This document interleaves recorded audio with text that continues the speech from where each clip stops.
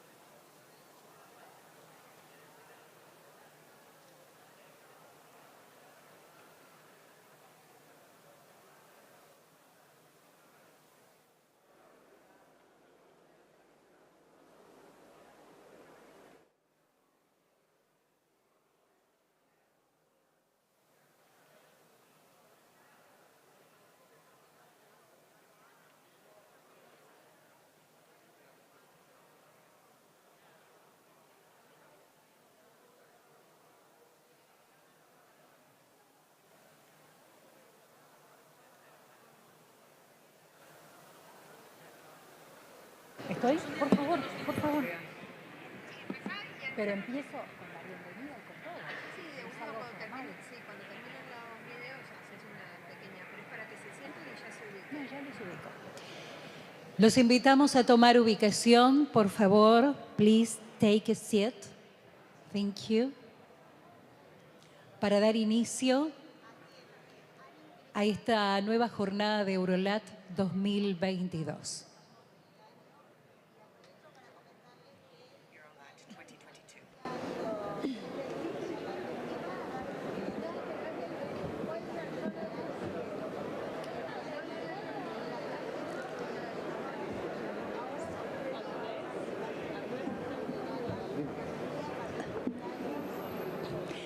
Señoras y señores, muy Ladies and gentlemen, a very good morning to you. The warmest of welcomes here to the 14th Ordinary Plenary Session of the Euro-Latin American Parliamentary Assembly, Eurolat, that is being held here in the chamber of the Honorable Congress of the nation of Argentina. We will begin now with the message that was sent in by Josep Borrell, High Representative of the European Union for Foreign Affairs and Security Policy, Vice President of the European Commission. Here's his message. Estimados parlamentarios y autoridades reunidas en esta nueva sesión de la Asamblea Eurolat en Buenos Aires. Tienen ustedes mucho trabajo por delante. Así que apenas quiero compartir 3 mensajes. El primero, que creo que es fundamental, que es que aunque Ucrania está ciertamente más cerca de Bruselas que de Buenos Aires, más cerca de Europa que del continente latinoamericano, esa invasión rusa nos afecta. Nonetheless, the Russian invasion is deeply affecting all of us wherever we may be in the world. And what is happening in Ukraine is going to defend the world that we live in the future. From here in Brussels, I am recording this message ahead of your meeting, and we will see that when you start, and I do hope that this brutal, cruel, unjustified war will have been brought to an end. And let us hope that you will be meeting under conditions of peace. But as things stand today, on the 31st of March, there are 4 million people who have had to flee their country, and many more who are the targets of indiscriminate attacks against civilians. There was a vote in the United Nations. On the eve of that vote, I recalled in the European Parliament that when an aggressor attacks a neighbor who is much weaker, we can't look the other way or go back on our word. Latin America and the Caribbean did not look away. They responded like every other, like all other regions of the world, united in pursuant to the Charter of the United Nations and the territorial integrity of countries. These are the values that unite us, and the peaceful living together is our commitment. Now, this is a commitment that I would like to underscore again in a world in which the war forces all of us to take a moral stand.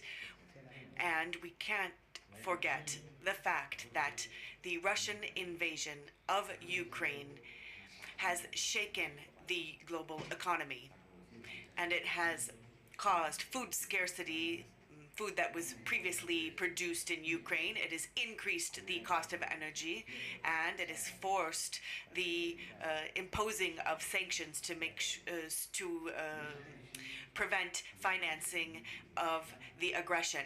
And this multinational crisis is spreading around the world, affecting people, millions and millions of people who are very far from the battlefield in Ukraine, and we will be able to exit this crisis if we work together. That's my first message. The second message that I would like to share with you is that now more than ever, we have to strengthen our bi-regional partnership, Europe and Latin America and the Caribbean. And this war has meant that Europeans have taken the decision to establish a geopolitical Europe, and Europe will not be able to be geopolitical if it can't find a way to be closer to Latin America, and in the Latin America and in throughout all of its work, its concerns and its objectives, and to work with Latin America for that. We must work together to come up with a new alliance, a new association that has a bi-regional summit, but that also, and first and foremost, strengthens our association agreements, strengthens our bilateral agreements, constructs, builds agreements, and upholds the values on which we can strengthen our alliance. I'd just like to remind you all that together we represent 1/3 of all of the votes in the United Nations. We can indeed be a decisive force in the world order, and that is why I'd like to invite you, and this is my third message, to come up with a positive agenda for these regions that puts the well-being of citizens at the core of the big transformations of the 21st century, so sustainable development, the digital transition, citizen security, as well as the democratic bolstering of our institutions. These are the foundations of fair and prosperous societies. We want to be able to strengthen our binds and not establish dependencies. We hope to develop a pragmatic and long-term approach. And this is what I am committed to. To achieve this, the voice of parliamentarians is indispensable. I hope, indeed, that Eurolat and its parliamentary dialogue will contribute decisively to strengthening our regions. We both need just that. You, as representatives of the people of both sides of the Atlantic, have the obligation to work tirelessly to achieve this. Thank you for your efforts. You can count on us from the External Action Service of the European Union and from our international relations that are being carried out amongst the European member states and through the European institutions. We will do our part of the work. Thank you very much. Compartimos ahora el saludo de Roberta Metsola, Presidenta del Parlamento Europeo. Your Excellencies, co-presidents, dear colleagues, it is a pleasure for me to address the inaugural session of the 14th Euro-Latin American Parliamentary Assembly in Buenos Aires today. Your presence in large numbers from both continents is testimony to the strength of the relationship between the European Union and Latin America, and to our mutual commitment to make our partnership last for years to come. I would like to thank the co-presidents of Eurolat, my European Parliament colleague Mr. Javi Lopez, and Colombian Congressman and member of the Andean Parliament, Mr. Dario Perez, for their leadership on the preparatory works that will make this event a success. A success not only for this plenary, but also in the meetings of the standing committees, the working groups, the Euro-Latin American Women's Forum, and the Executive Bureau. Eurolat is now a well-established and historic bi-regional representative assembly that enjoys privileged relations a bit based on common values, mutual respect, and the belief that together we can work to address global challenges that we all face. To list some of our joint ambitions this week, together we aim to adopt a declaration on a fair, economic and inclusive recovery. Together we hope to nail down further trade agreements. Association agreements are the best tool to improve economic and social conditions, reduce disparities in access to education and medical care, all while sustaining common development and climate action goals. Together, to help the post-pandemic recovery process, we will seek to further our economic partnership via the Global Europe International Cooperation Instruments. Together also, we will work to fight against domestic and gender-based violence, which increased worldwide during the pandemic. And to defeat COVID, we will focus on improving vaccination rates with programs such as COVAX. But, dear colleagues, today, more than ever, With war crimes happening on the European continent, I must especially emphasize how important it is that we stand together in defending universal values of democracy, the rule of law, justice, solidarity, and the preservation of fundamental human rights. We stand together in condemning in the strongest possible terms the aggression on Ukraine and the violation of international law that this invasion constitutes. The attack on Ukraine is an attack against everything we believe in.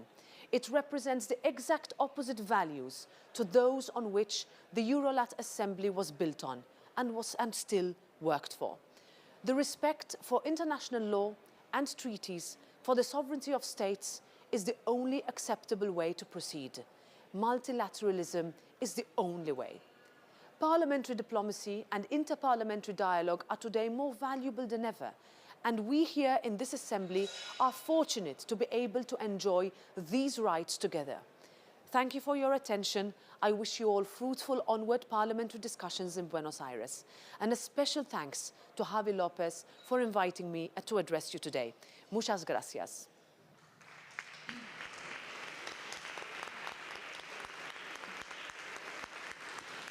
Compone el estrado Javi López, copresidente por el componente europeo de Eurolat, Óscar Darío Pérez Pineda, copresidente del componente latinoamericano Eurolat, Eduardo Chiquilinga, cosecretario del componente latinoamericano de Eurolat, y Daniel Chico Samanillo, cosecretario por el componente europeo Eurolat. Cedemos la palabra al señor Darío Pérez Pineda first. Sí, muy buenos días. Good morning, everyone. Now, would like to send special greetings to my co-president, Javi Lopez, and to all of you. There are more than 100 parliamentarians from both regions, and they are here, and they have brought the best of themselves to make this 14th ordinary plenary session of Eurolat a success. The committees have met, and they have produced results, as have the working groups. There were long debates and deliberations in all of the committees, in the working groups and in the fora, and these form a real guarantee of the excellent and successful work that we have achieved. And we hope then that it will be fruitful. As we have said on many occasions, we hope that it will serve to the benefit of our citizens. The work was not easy. It was extremely difficult. We spent the entire week focusing on this work in this wonderful and hospitable country that has received us with the warmest reception of possible. Now, I would like to avail of this occasion to thank the Argentine authorities for their full engagement and commitment, and to each and every member of their parliament for the excellent organization, for having been so disciplined, have paid attention to even the smallest of detail. That is precisely what has meant that we were able to have the debate and the deliberation under the best conditions possible. And this was seen through the members of the parliament and the Senate and the chamber of the Argentine Congress. We're currently sitting in the chamber of the Chamber of Deputies. And we also received the assistance of the ministers that shared with us in their subject matter, as well as had the opportunity to meet Cristina Fernandez de Kirchner yesterday, the Vice President and President of the Senate, through the inauguration of the session. So we would like to show our gratitude for that that enormous welcome. Now, we don't have much time for a very long agenda. We were unable to start on time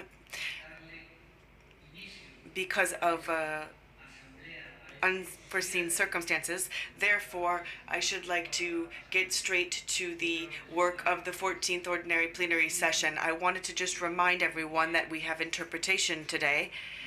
You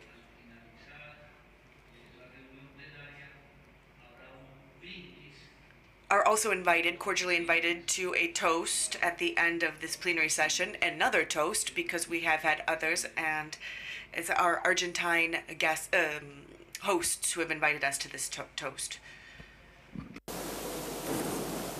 Bueno, entonces, Therefore,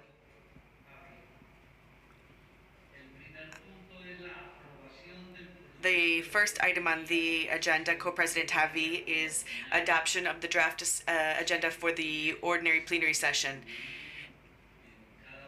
Now, this was distributed to all of you in the various languages, and you've all had a chance to see it. May we adopt the draft agenda? yes. Good. Thank you. Item 2. Approval of the minutes of the 13th Ordinary Plenary Session of the Eurolat Assembly that took place on the 4th and 5th of November 2020 in Brussels.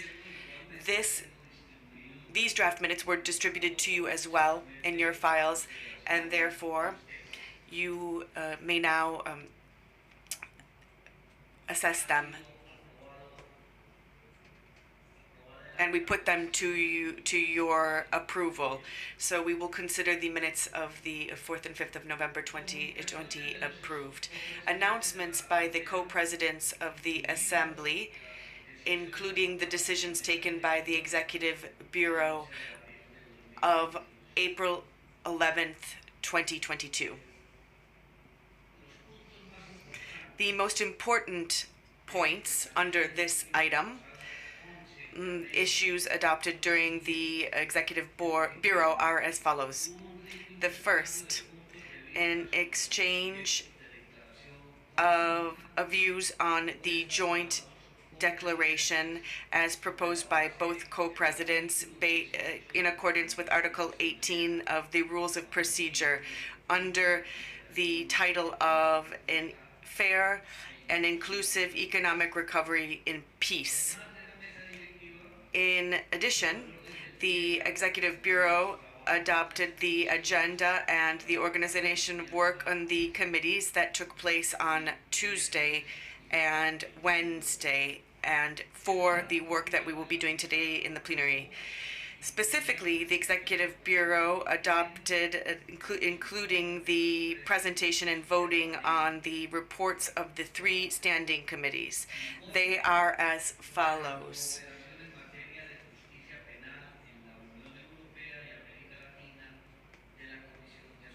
The report on cooperation in criminal justice and between the EU and Latin America from the Political Affairs Committee, as well as the report on the circular economy from the Sustainable Development and Environment Committee, as well as a report on culture as a conduit to the promotion of relations between the European Union and the Latin American and Caribbean countries from the Social Affairs Committee.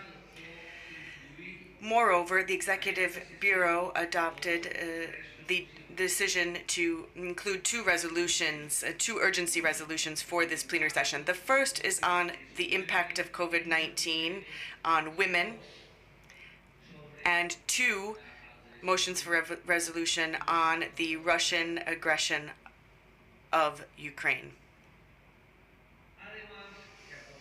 Additionally, we approved the extension of the mandate for the working group on security in organized crime and transnational crime and terrorism. In accordance with Article 4 of the Rules of Procedure, the Executive Bureau established its new composition following the communications received from both components. And finally, the Executive Bureau adopted the work program for the Assembly for the second semester of 2022, deciding to hold an assembly also in cooperation with the Czechia presidency. We'll be holding the rotating presidency of the EU, as well as the Executive Bureau of the 4 standing committees, the working groups on security, terrorism, as well as food security and fighting hunger, as well as the Civil Society Forum and the Women's Forum.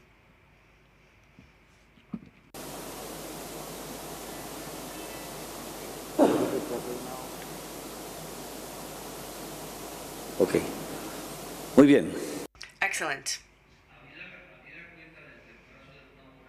We are 1 hour behind schedule, and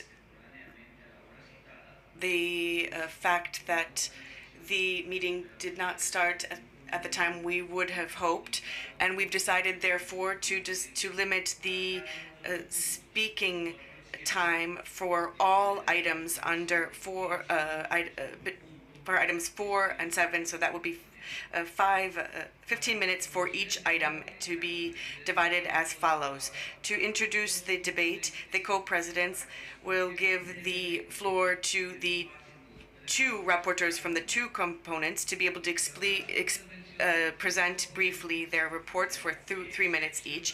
And then, following that, exceptionally, we will have a few minutes in order to be able to debate the subject.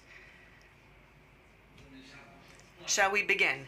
Let us begin on item 4, which is debate on the report of the Committee on Political Affairs, Security and Human Rights.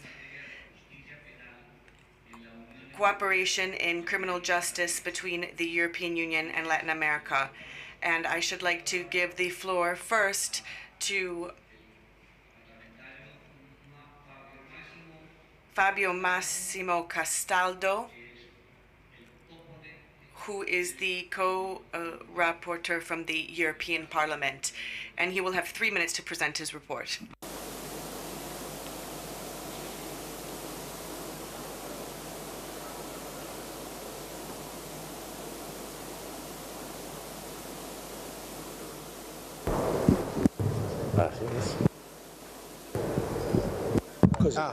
Adesso funziona.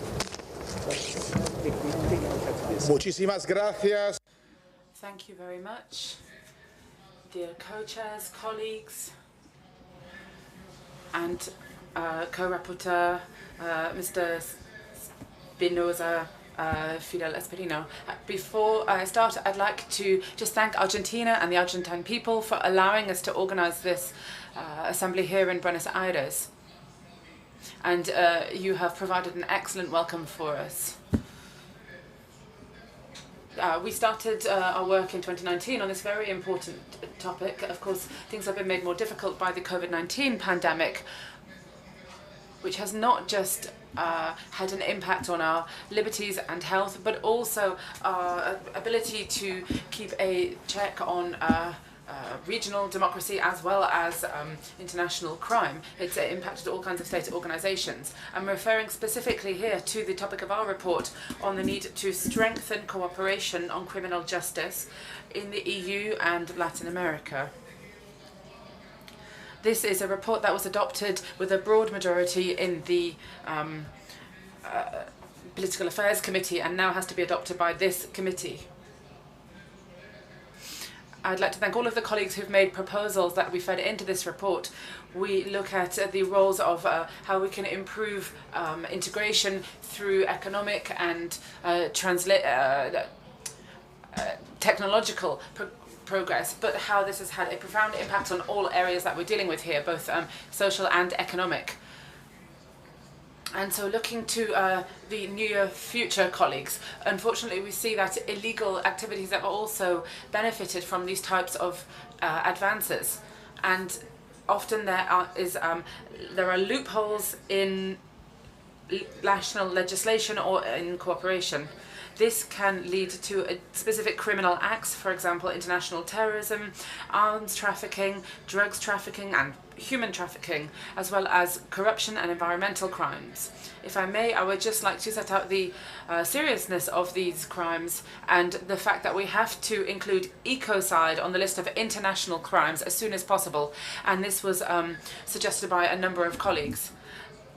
This is why international legal cooperation is fundamental in order to consolidate and to defend the rule of law and political democratic systems. These are systems that are still suffering in the post-pandemic period and need to be reformed to fight impunity, which means that justice is denied.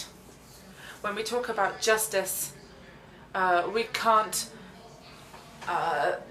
ignore it. We have to speak with a very clear, united voice. And hopefully this report will be able to represent a very first step towards an international summit that's been called by the EU and our respective summits and the Latin American co-rapporteur in order to have some kind of binding treaty on international criminal cooperation between the EU and Latin America, to have judicial cooperation and cooperation between police systems. Now, we know that there will be political difficulties linked to this idea. However, I believe that we have to send out a very clear message on this, and we can do that today by voting to adopt this report. I can only conclude by thanking you for your friendship and say that we hope we'll be able to take one more step in the very long political path towards cooperation between our countries. As we know, injustice anywhere is a threat to justice everywhere. Thank you very much, colleagues.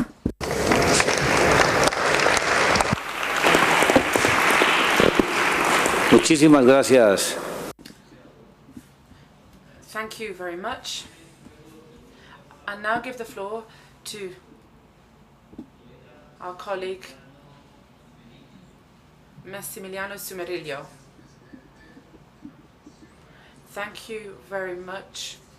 In the committee, we have dealt with urgent topics, fighting, ensuring judicial cooperation and digital technology and democracy. All of these topics are emergencies that have revolutionized our agenda, and then once again we are seeing war on European soil. These are topics which show us the right way, the need to use interregional cooperation and multilateralism in our strategic relations. These types of assemblies are an excellent way of encouraging inter-parliamentary dialogue between our countries. However, we also have to strengthen intergovernmental dialogue. Therefore, we hope that the high-level SALAC summit will take place as soon as possible. We have to unite in order to ensure that we're more effective in fighting poverty and inequality. These have all been worsened by the post-pandemic crisis. We have to ensure that we have better public policies and inclusive public policies that will defend our people and common goods. We have to have solidarity and cooperation in economic fields in order to promote a new development model. But we also have to have diplomatic, social and cultural ties. We have to focus on research and fighting climate change and gender equality, as well as human rights, and with a focus on the most vulnerable. I'm sure that if we work in this direction and we rejoin our efforts between countries, we represent a third of the UN member states. We'll be able to help to bring about a fairer, more just society. Thank you. Muchísimas gracias. Thank you very much. I would just say that the voting on the draft resolution will take place under point 8 of today's agenda. We now move on to the debate of the Committee on rights of young people, children, and culture. And I give the floor to Sandro Pereira from Portugal. Obrigada, Presidente. Thank you very much, Co-President. Well, this is a report on culture as a means of promoting relations between the European Union and the Latin America and Caribbean countries. And so this means that culture should be assured for all citizens in terms of creative works, as well as being able to enjoy that. Culture can be a source of job growth and also increase the quality of life of citizens. It can be a source for economic wealth. Having said that, we should not use the business or profitability logic as a way of judging the culture. It is a source of diversity, and this is fundamental. We need to have states that will give support to culture and arts, as well as make sure that there is good access to culture. Culture plays an extremely important role in social inclusion, as well as in supporting the diversity of people. In this sense, culture and cultural diplomacy is an instrument with an enormous amount of potential in terms of foreign relations of countries, and the final objective should be to share knowledge as well as to promote a friendship between peoples. Specifically, promoting culture is and should continue to be, as much as possible, a essential element of developing relations between the EU and its member states and Latin America and the Caribbean on the other side. And this should also always be based in mutual respect amongst sovereign and free people that have rights, as respecting their specificities and their cultural particularity. Now, the draft report, well, we had the pandemic in the meantime, and we would like to really draw the attention to the difficulties that COVID-19 posed for culture, and a number of amendments therefore were tabled to this end, and they were adopted. We must recognize also linguistic diversity as well as indigenous communities. Now, we believe that the report has been improved by these amendments and others. Other parts were deleted, for example, where there was any sort of reference to marketing of culture or the property or issues related to property. So there are three amendments that will be put to the plenary and that will then impact the final version of the text. We believe that the culture and artistic realm should be strengthened between both sides, the European Union and Latin America and the Caribbean on the other, and it should be a strategic driver for both regions of the world. Thank you. Muchísimas gracias. Thank you very much, Sandra.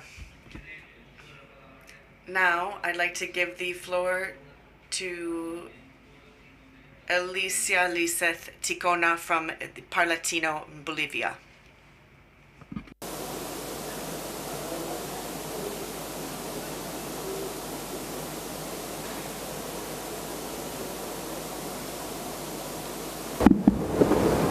Sonido allá. Ñawpaypi kay hatun ñapaykuy chayamusij kankunapaj kuraj kamachi parlamentarias Bolivia suyu sutimpi kinsay chunkan sujtayniyuj pueblos indígenas originarios campesinos suyu sutimpi. Saludos a todos y a todas, señores parlamentarios.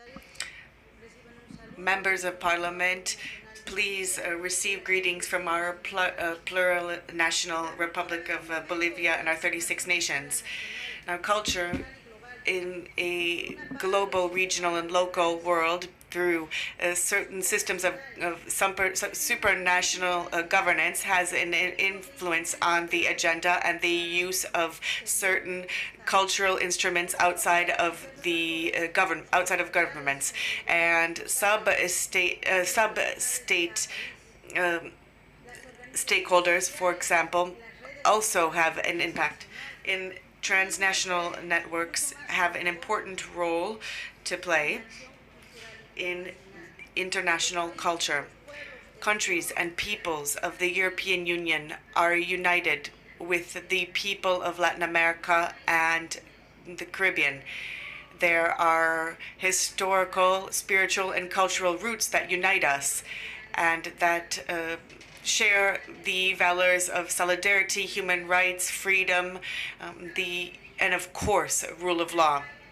For that, we need to work in a united fashion in promoting culture internationally and specifically on this report on culture as a means of promoting relations between the European Union and the Latin American and Caribbean countries. Thank you.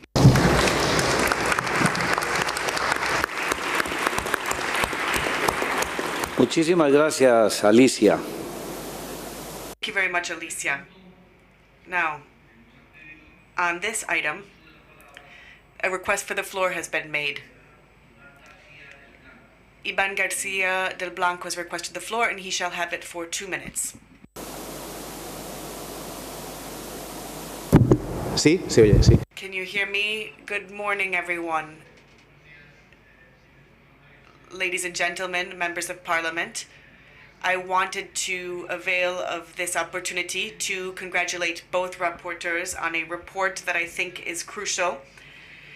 It focuses on and combines two essential aspects of the cultural sector. Now, we have to, of course, look at the specificity of the individuals and how societies begin to interact. And this, of course, must focus on the protection, hopefully substantial enough, of the peoples, and look also at what unites us and points in common to cooperate, to be able to have a multiplying effect of what culture can achieve, and sharing knowledge, and also giving a deeper interpretation of who we are.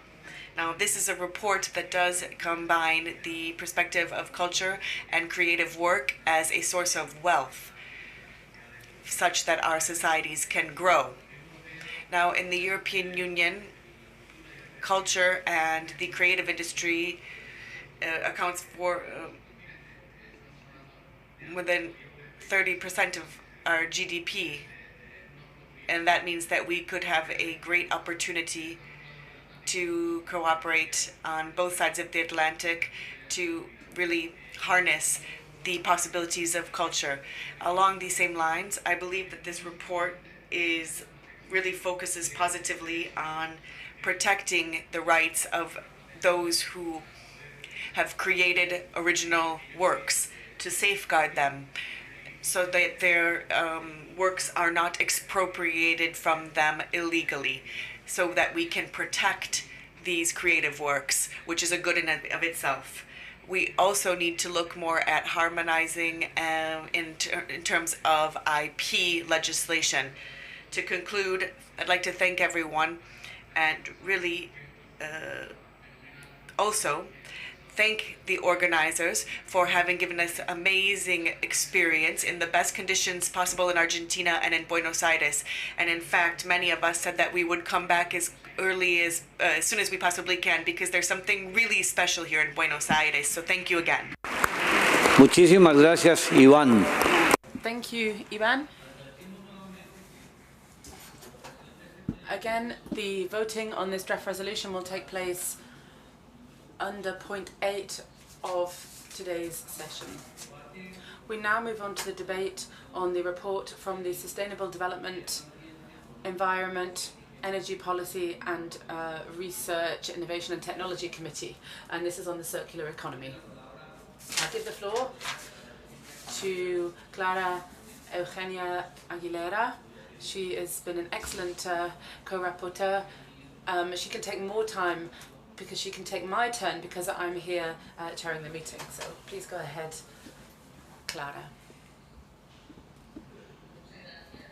Thank you very much to the co-chair and co-rapporteur who worked with me on this very important report on the circular economy. I'd like to start by thanking all of the Latin American component. It's been a pleasure to have a meeting in person with all of you. And I'd like to in particular thank the Argentine side and their institutions who have helped us and who have made for such a wonderful mission here. As my co-rapporteur said, Oscar Dario Perez, we started this report just before the pandemic in 2019.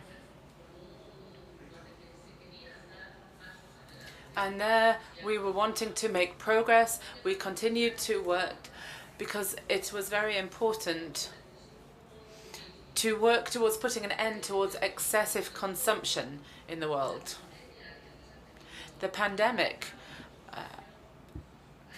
paralyzed the world for 2 years, and following that we see it's all the more necessary to look at excessive consumption that has been that has marked certain sectors of society over recent decades. I think we are all realizing that natural resources are finite. And so we cannot continue to use and throw things away at the same rate as we have been. We have to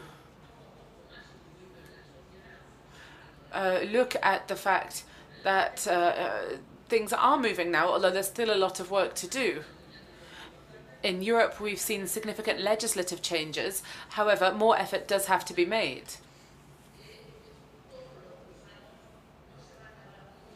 We can't pretend that our resources are never going to run out. We have to look at the environment, at natural resources. They will run out. Everything will run out at the end. So we have to put an end to excessive consumption in our societies. And that's why the circular economy is so important. It can help to transform the manufacturing process and move it from a linear procedure whereby you produce, use and throw away, and it can be transformed into a more circular process. And in this, the product can have a new useful lifespan. Rather than using something and throwing it away, we try to give this object, this item, a second life. And that's a better way to protect our environment. So we have to make a significant shift, both in terms of legislation, but also with education for the whole of society, to change the way in which things are seen, and therefore also our environment. Yes, we have to reduce, and that's not easy. However, we need commitment from all institutions. And this is why this report is so important, to have a commitment from this Eurolat Assembly to ensure this type of shift. It's going to take time, but at the end of the day, we have to ensure that we make better use of the 3 R's: reduce, reuse, and recycle. These are all important and points that we should be trying to implement. They will help to lead us towards a better society. I don't have much more to add. I would just say that the Sustainable Development Committee saw 13 amendments tabled. I'd like to thank Adolfo Rodriguez Sa, who presented almost all of these amendments and helped to greatly improve the report through his contributions. Thank you, Adolfo. And I think that's on behalf of all of us. All of the amendments were adopted and incorporated into the text, which was thereby improved. And together with my co-rapporteur, Oscar Dario Perez, I hope that we will have broad support for this report, because we have a huge amount of responsibility towards our societies. We have to change our lifestyles and our consumption methods.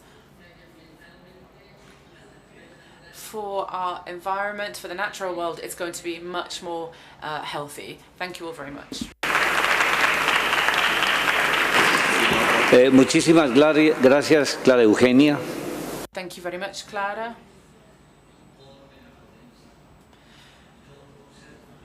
I was co-rapporteur on this report. I'm sitting here now, but I just want to make a very brief comment. This is a huge challenge.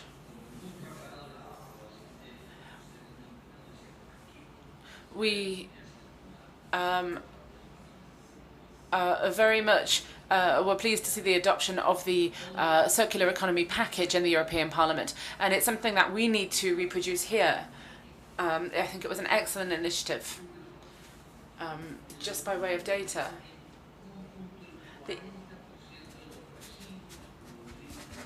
the EU, in the EU as a whole, only 40% of goods are recycled. In Latin America, however, it's only 3%. So we have a huge challenge ahead of us. The circular economy won't just have an environmental impact, however, it will also have an economic impact as well. We have to ensure that we have smart, inclusive production. That's going to be key to modern society. So, Clara, I very much welcome the fact that you've drawn attention to such an important topic. This draft resolution will be voted on under point 8 of today's agenda. Udo Bullmann has asked to take the floor on this point. Honourable co-presidents, thank you very much. My congratulations, dear colleagues, go to the co-rapporteurs for having brought to this plenary an excellent report. But please allow me also to honor Alindo Chinaglia, my co-chair of the Standing Committee, for bringing permanently fresh ideas into our work. I will mention some of them later. I'm deeply convinced that the future of our two continents is only achievable in a compass of sustainable development, following the Agenda 2030 of sustainability. And that means we need a new economic model, we need a decent future for all, sustainable economy, a nature that is not threatened by our economic model and that is protected, and social inclusion for the benefit of all. This report is a milestone on regional empowerment, economic empowerment, which we urgently need, and therefore we recommend it to be voted here in the plenary. New ideas have been discussed in our committee. Challenges to ensure the human right to water is prepared and can be followed up very soon. A universal declaration of the rights of nature, and a new issue, impacts of pesticides on human health and the environment. We commend the new issues to the Bureau for further decisions. Thank you very much. Muchísimas gracias, Udo. Thank you, Udo. I've been chairing up to here, and now I'll give the floor to our co-chair, Javi Lopez. Thank you very much, co-chair Oscar Dario. I'll now explain the methodology for voting on the urgency resolutions. We'll be moving ahead with the vote, and we will also have the presentation of the debates in the working groups. On the urgency resolutions, I would like to inform the members that the deadline for amendments to the urgent resolutions under Article 8, Paragraph 3 of the regulations is the 12th of March 2022.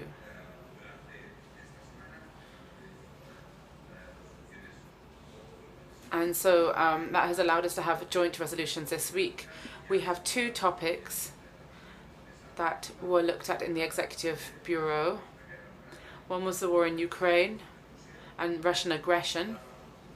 Here there are 4 motions for resolution, and then one on the impact of COVID-19 on women. And this has been worked on the Women's Forum, and we hope that they will be able to explain that as well on their point. On the 4 draft resolutions on the war in Ukraine, I would remind you that we have one based on the UN text and put forward by various members of the European Parliament, and which has been signed by a number of Latin American members as well. Secondly, this is chronological order. Secondly, we have a resolution put forward by 3 groups of the European Parliament. Thirdly, a proposal signed by a number of Latin American members. And fourthly, a first proposal, which came in first, and this is from a political group from the European Parliament. And that was what led to us having this debate in recent weeks and recent days. So there are 4 draft resolutions. In the first and third, there have been signatures, about 15 signatures put forward, which is necessary to have a vote per component. This means that one component will vote then the second, and you need to have majority on both sides.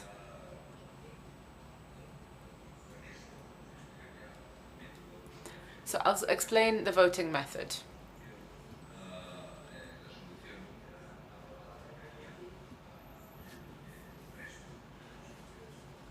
If a resolution is adopted, then the others will fall.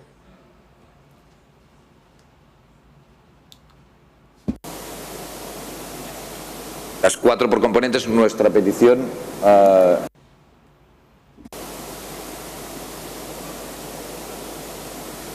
Disculpa, si puedes usar el micro. No quiero. What we are putting forward is that you're going to vote in the order that you suggested, but the 4 motions for resolution should be voted on by component. If one is passed, then the others don't need to be voted. But if the others are voted, because we don't get the necessary majority per component to be adopted, it should be the same procedure for each.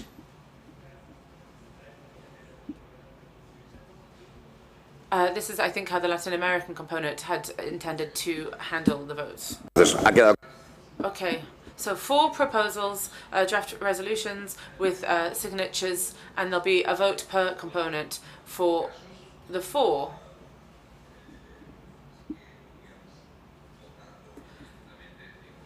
So we're going to vote separately. I will alternate the order of vote per side.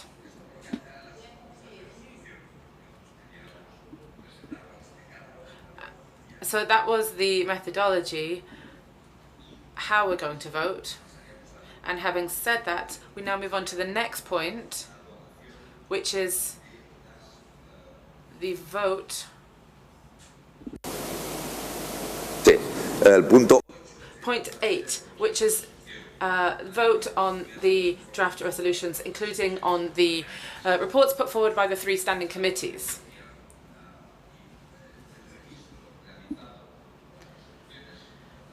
So that was the methodology. We have the urgency resolutions on the 2 topics, the 4 that we have for Ukraine and the other on COVID and gender. We'll start with the vote on the motions of resolution that have just been introduced by colleagues coming from our committees. The Political Affairs, Security and Human Rights Committee, there is a draft resolution on criminal justice in the EU and Latin America. There were no proposed amendments, and so we vote on the resolution as a whole. Votes in favour for the resolution.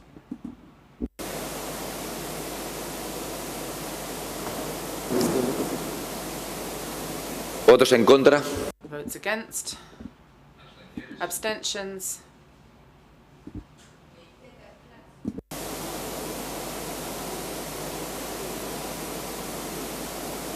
Quedaría aprobada. The draft resolution is adopted. Enhorabuena a los ponentes, tanto. Congratulations to the rapporteurs, Mr. Castaldo and Mr. Espinosa. Now, the social, youth, child affairs, and as well as education and culture, with the draft report, culture to promote relations between the EU and Latin American and Caribbean countries. There were 3 amendments in plenary to the draft to the motion for resolution. So we're voting on the amendments that were put to plenary for this report. Para 10, Amendment 1. Votes in favour. Votes against. Abstentions. Adopted. Amendment 2, Para 13, votes in favour. Votes against. Abstentions. Adopted. Amendment 3, Paragraph 23, votes in favour. Votes against. Abstentions. Adopted. And now we move to the vote for the resolution as a whole. Votes in favour. Votes against. Abstentions. Adopted. The motion for resolution is adopted, and congratulations to Sandra Pereira from the European side, as well as Elisa Gijona from the Latin American side. Congratulations on the adoption of your report.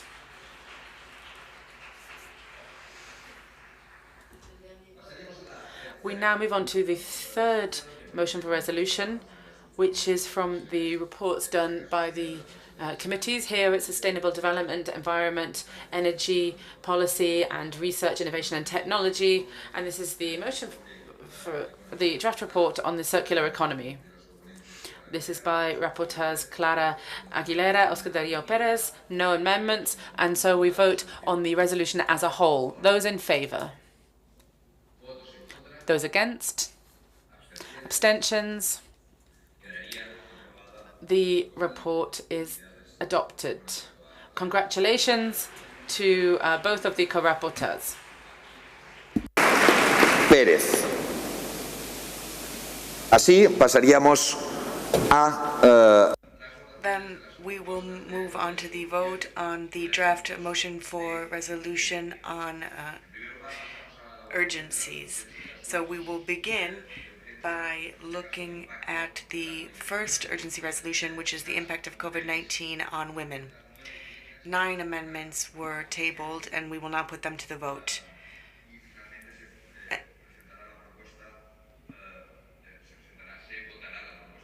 And then we will vote on the resolution as a whole.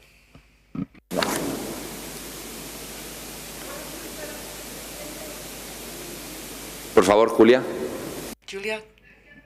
Thank you, Co-President. Members of Parliament.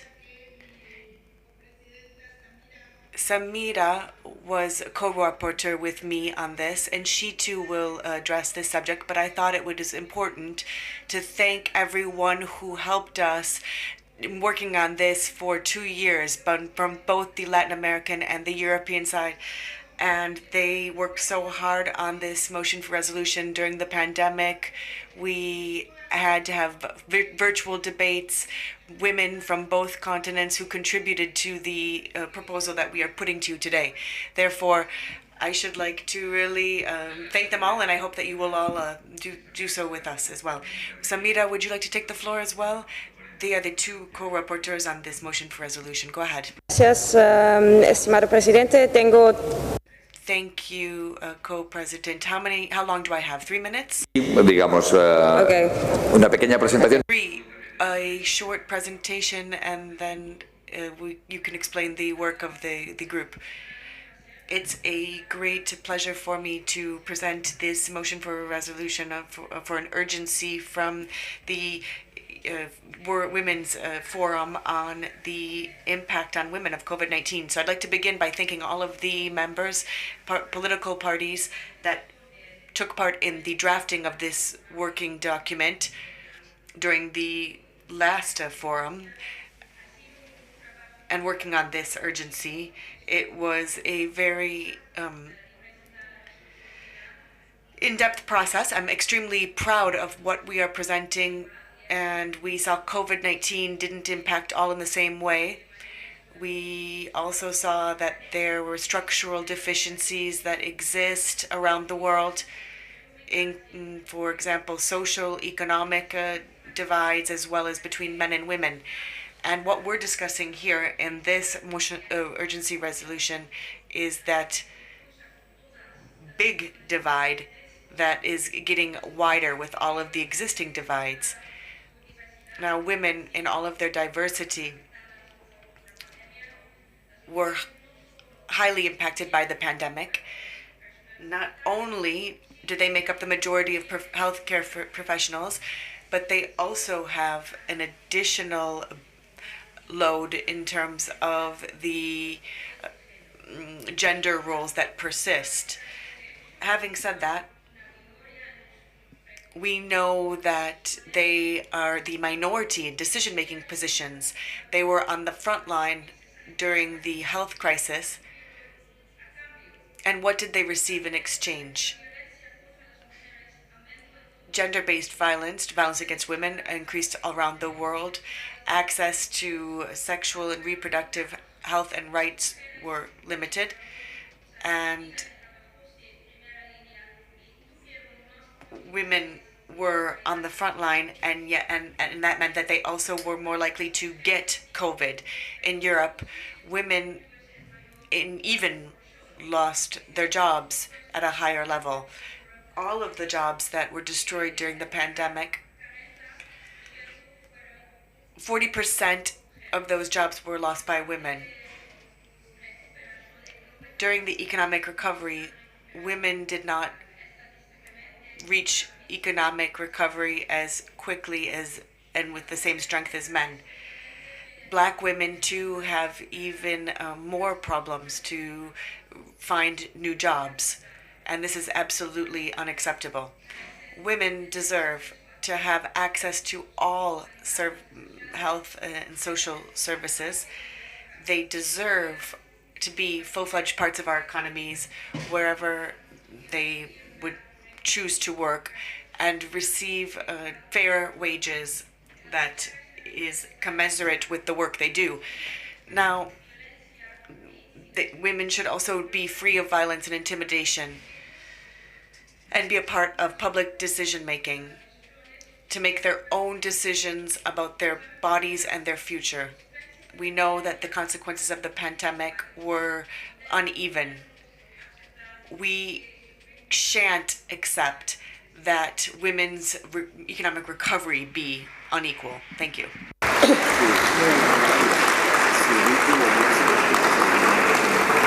Muchísimas gracias. Thank you very much, Samira. Now, let us move to the vote, to the amendments on the draft motion for a resolution on the impact of COVID-19 on women. Amendment 4, paragraph 2. In favor? Against? Abstentions? Adopted. Amendment 5, paragraph 3. In favor? Against? Abstentions? Carried. Amendment 6, in favor? Against? Abstentions? Carried. Amendment 7, in favor? Against? Abstentions? Carried. Amendment 8, in favor? Against? Abstentions? Carried. Amendment 9, in favor? Against? Abstentions? Carried. On the recitals, we have an amendment as well. Amendment 1 on recital 2, in favor. Against. Abstentions. Carried. Amendment 2 on recital C, in favor. Against. Carried. 3, Amendment 3 in favor. Against. Carried. Now we will vote on the resolution as a whole. In favor. Against. It is adopted. And so congratulations to Julia and Rafaela. ¿Abstenciones?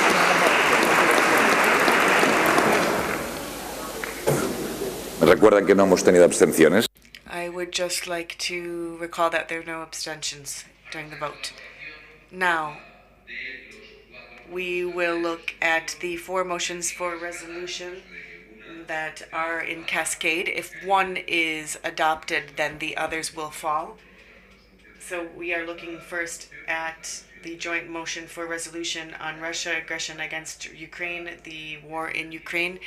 In this sense, we're going to spend a little bit more time on the vote because we would like to have a detailed result, and we need to have a result per component, which means that in the 4 cases there will be a per component vote, because this is a case in which we have a vote on a component basis. Si podéis levantar todos la... If you could all raise your hands, then we could count how many are present. Please, members of Eurolat who have voting rights, please raise your hands. So only those who are accredited and that have a voting right.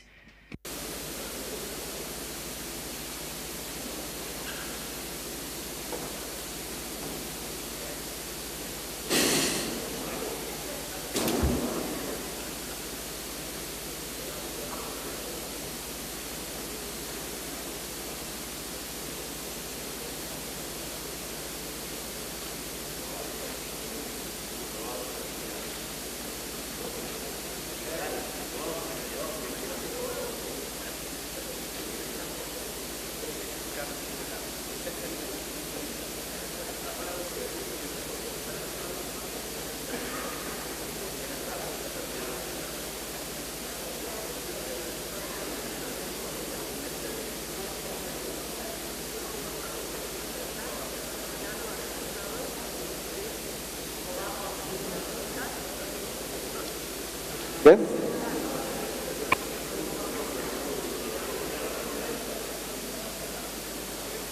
Vale. Me indican los servicios de la... The chamber says that we have 77 Eurolat present with that are accredited and with a voting rights and recognized as such. So after having checked this, let's move to the vote. Now let us do this on a component basis. So the first joint motion for resolution that is signed by both components, based on the UN resolution on the war in Ukraine. So a vote on a component basis. First, the European component. In favor?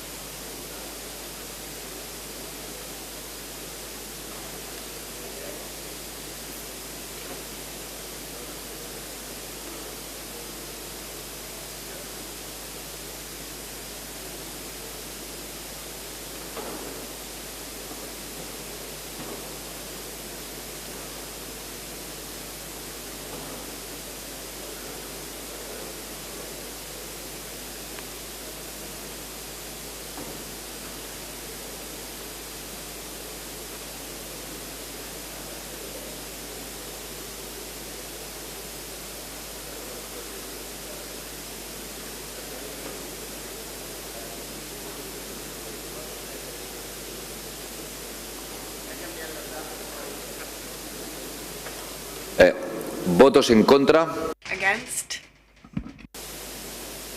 ¿Abstenciones? Abstentions?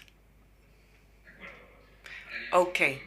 Now we will have the Latin American component vote, and then we will tell you the results. So on this component, in favor of the resolution? Votes in favor.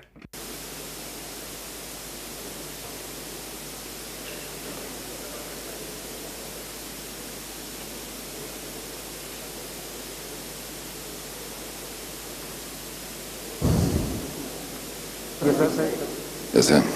Por favor, podéis levantar. Please raise your hands.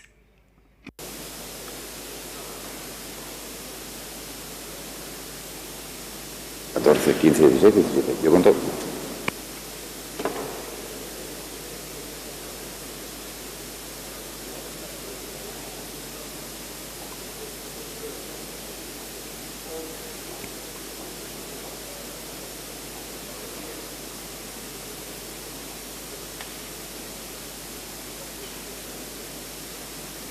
Votos en contra. Against?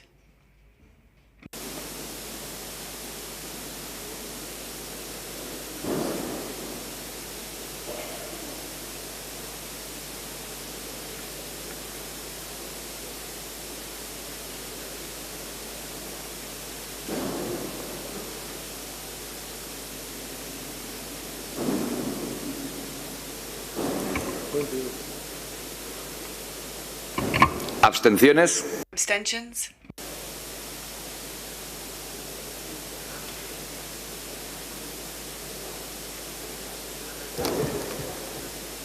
Vale. Entonces, el resultado. The result.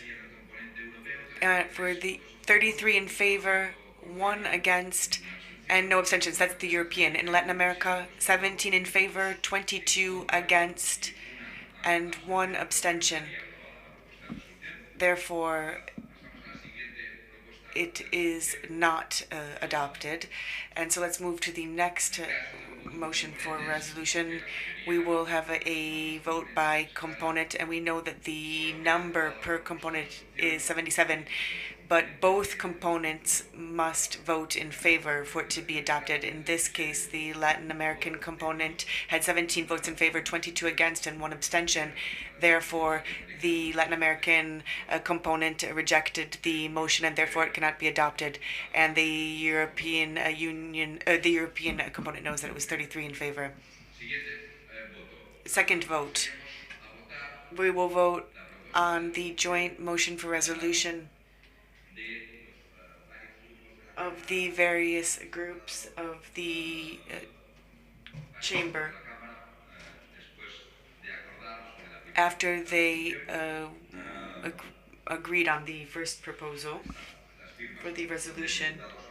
So there are some signatories from the European Parliament that represent the political groups: Leopoldo Lopez, Javi Lopez, Jordi Cañas, Fabio Massimo Castaldo, and others. So we will alternate now the vote. We will start with the Latin American component first. Vote in favor of this motion for resolution. Es la europea. It's the European one with amendment that were agreed on amongst the groups. So there are 4 motions, one amongst groups from the both components, based on the UN resolution that was just voted on. The second, there was one that was agreed on between political groups of the European Parliament, and a third resolution that was tabled by colleagues from the Latin American component, and a fourth motion for resolution was the original proposal that is from the European People's Party that was signed by Leopoldo Lopez. That was the first that was put forth that meant that there was a debate and further joint motions for a resolution and other amendments, and that is what we did. So the second vote on the motion for resolution agreed on a number of different political groups from the European Parliament. In favor?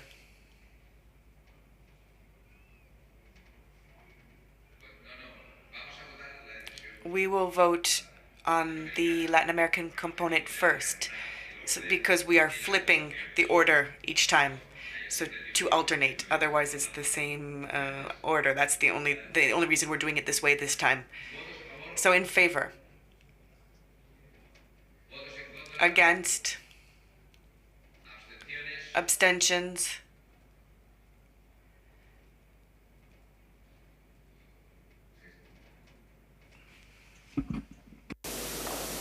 Espera, votos en contra. So we will count the votes against. Can we count again? Against. Against the motion for resolution.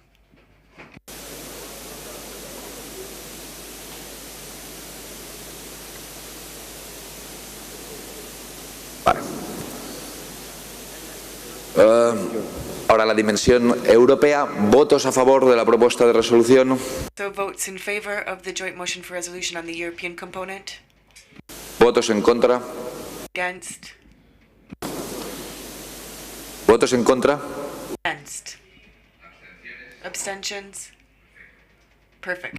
En este caso quedarían la dimensión latinoamericana, 2 votos favorables, 21 contrarios. 21 against, 6 abstentions. 33 votes in favor for the European component and 1 against. Now, the third motion for resolution and was presented by the Latin American component with signatures from the Latin American component. Again, we will shift the order for the votes. So first, the European component will vote. We'll vote on this motion for resolution. In favor? Against? Abstentions?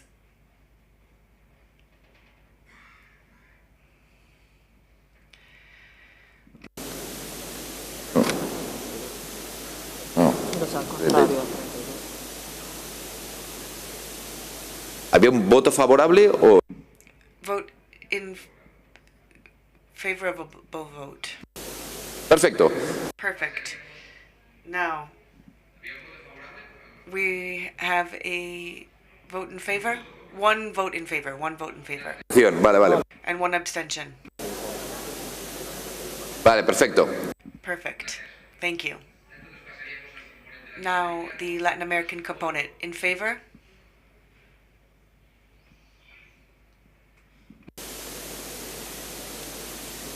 ¿Votos en contra? Against? Votes in favor, we're going to have to count them one by one, please. We know what the result is, but we want to count. In favor. In favor. We would like to have an exact detailed vote. In favor.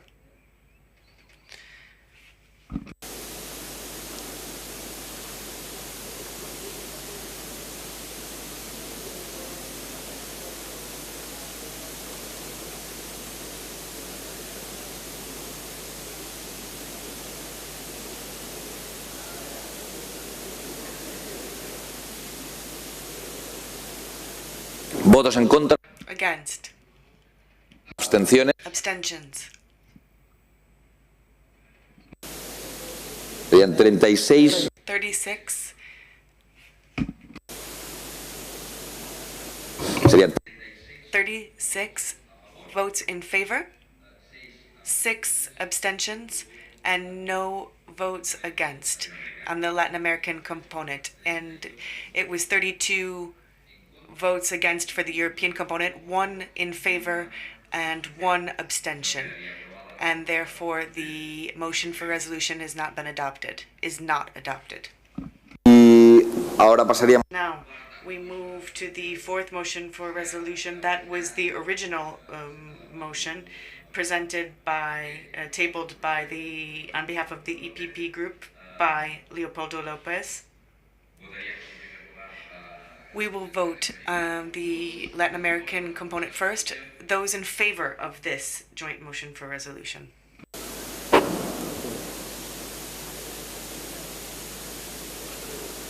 Tres. Votos. Against.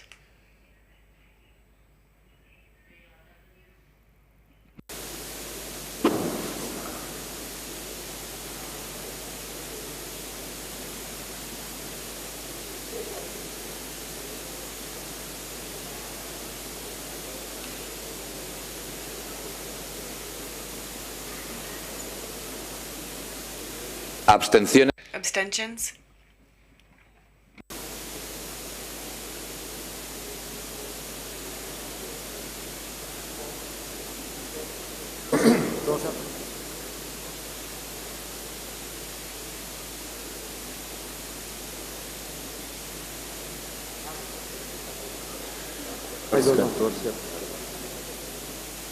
En este caso está. In this case, we will now turn to the European component, and then we will give the final result.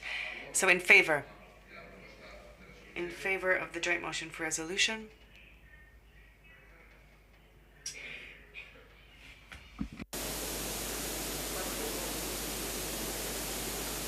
Votos en contra. Against?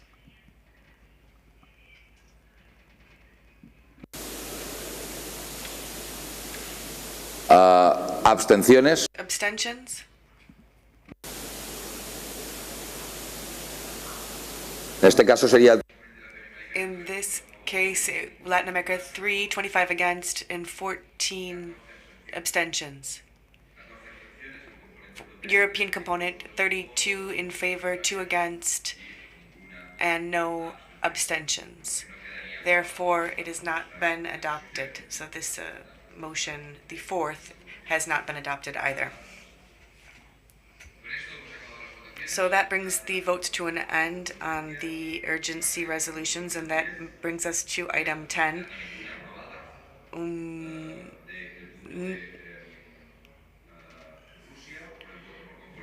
So on the component vote on Russia, the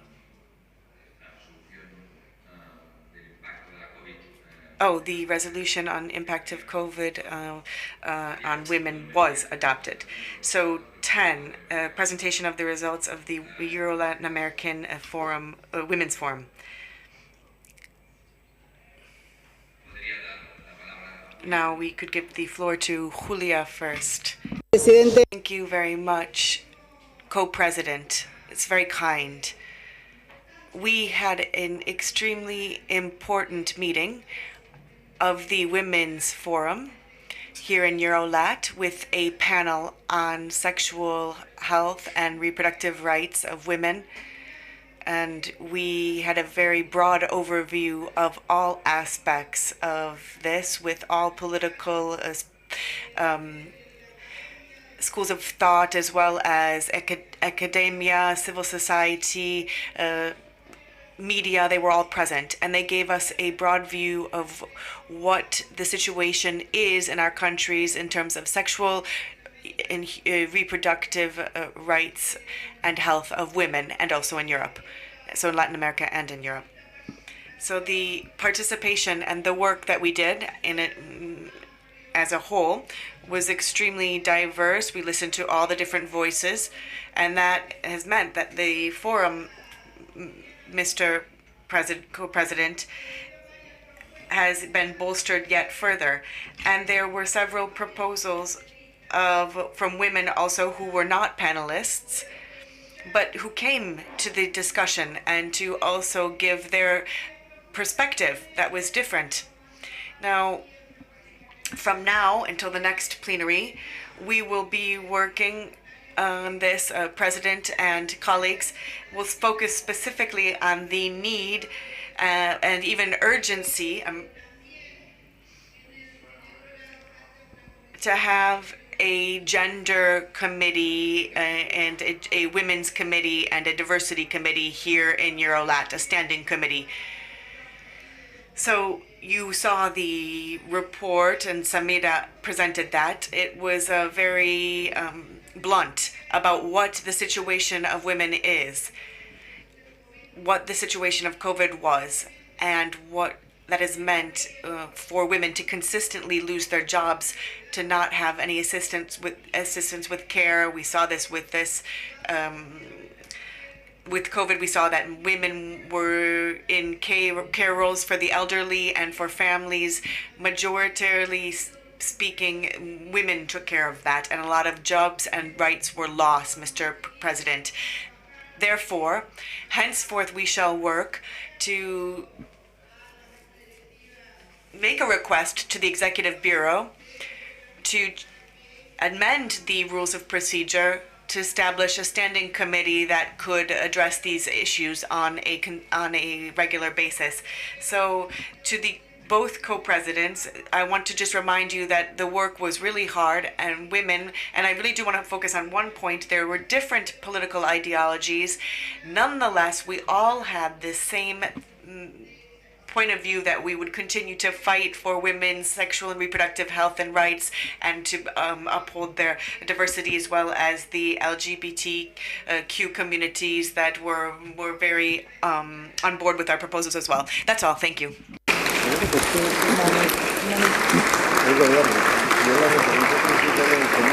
Gracias, Julia. Ahora tenía... Thank you, Julia.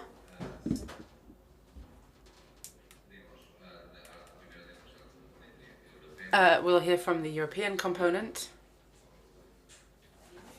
Samira, please, you take the floor. Gracias, presidente. Sí, la salud sexual y reproductiva. Sexual and reproductive health of women has been at the heart of the Women's Forum's meetings. During the parliamentary meetings of both components, we had experts and representatives of feminist movements present to exchange good practices and experiences on both continents. This has allowed the forum to draw a number of conclusions. Sexual and reproductive health rights for women is a human right.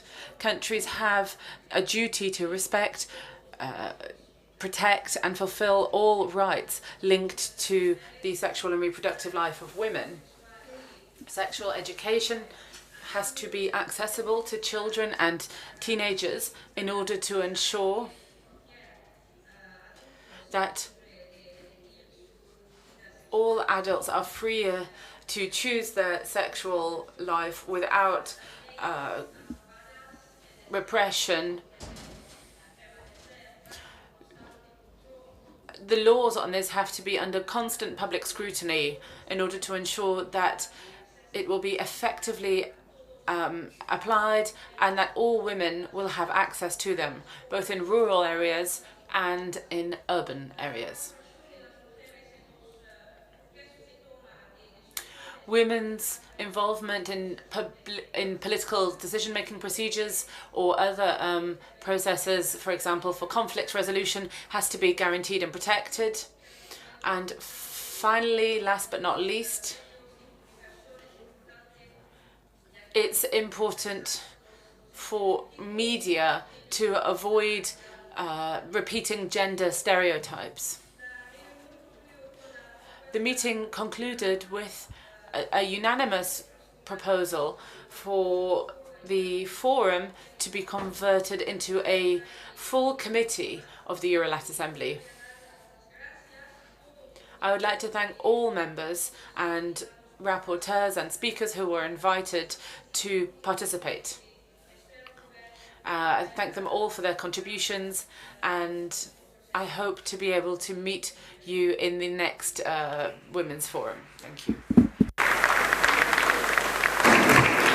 Muchísimas gracias, Samira. Thank you, Samira, for that presentation. And now give the floor to Evelyn Regner. Go ahead, please. Here it works. Strong messages from strong women in the Women's Forum. It is once more really a pleasure to be there, because there are so strong commitments and one feels this strong energy amongst all the representatives from Latin America both and from the European Union. SRHR, sexual reproductive health and rights. This is really going to the core on what we deal here.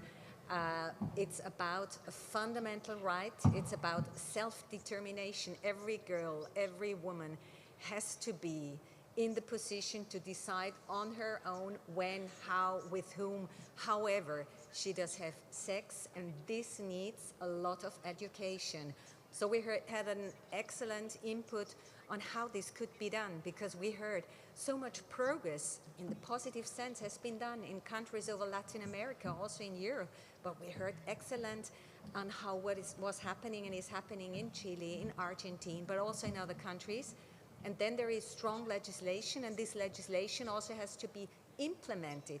It has to be lived, and therefore it needs networks. It needs the state commitment also to implement and really live that, and it needs the participation of teachers, of peer-to-peer education, but of course also in everything creating networks. We had our resolution on COVID and the impact on women, and there we see there is a huge rise on violence against women. So the silence has to be broken when women are hit, when they are confronted with domestic violence.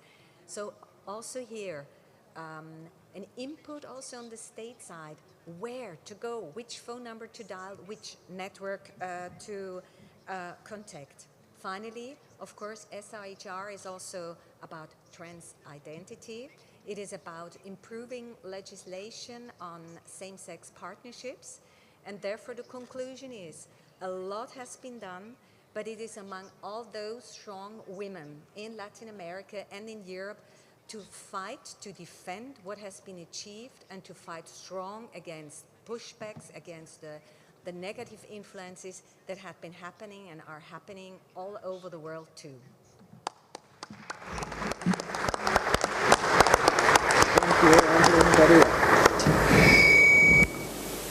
Muchísimas.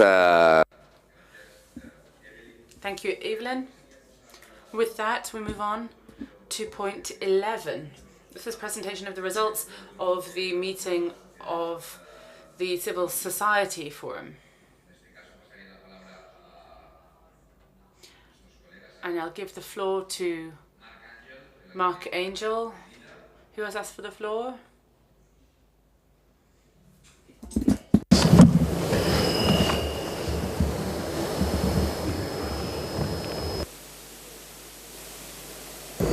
Okay, now it works. Thank you very much, President, for giving me the floor. It is so important that we politicians come together with civil society. And yesterday we had an interesting meeting with the trade unionists discussing the importance, when we talk about trade policy, the role of trade unions to protect workers' rights. I think it was very interesting, the talks we had. But we also had very interesting talks with NGOs, and we had a subject, we dealt with a similar subject as the Women's Forum. We talked about the LGBTI rights in Europe and in Latin America, and it was very interesting also to learn from Argentina. We all know that Argentina was the first country in the world to have a law on gender identity. In Europe, we are following that, and I think it's important because LGBTI rights, just like women's rights, are under threat from the internationally well-organized anti-gender movement, and we have that movement on both on our continents, and they want to bring us back into patriarchy, and I think therefore we have to stand together and defend women's rights, LGBTI rights, because they are human rights. Thank you very much.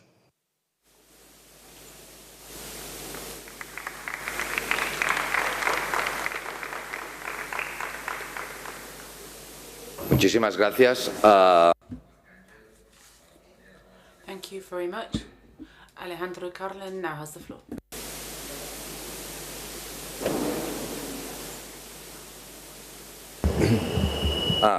Perdón. No, disculpa. Debería pasar al otro responsable del componente. Disculpa. Sorry. First of all, the other co-chair from the Latin American component, and then ask for the floor. Alfredo Cornejo. Alfredo Cornejo. Alfredo Cornejo.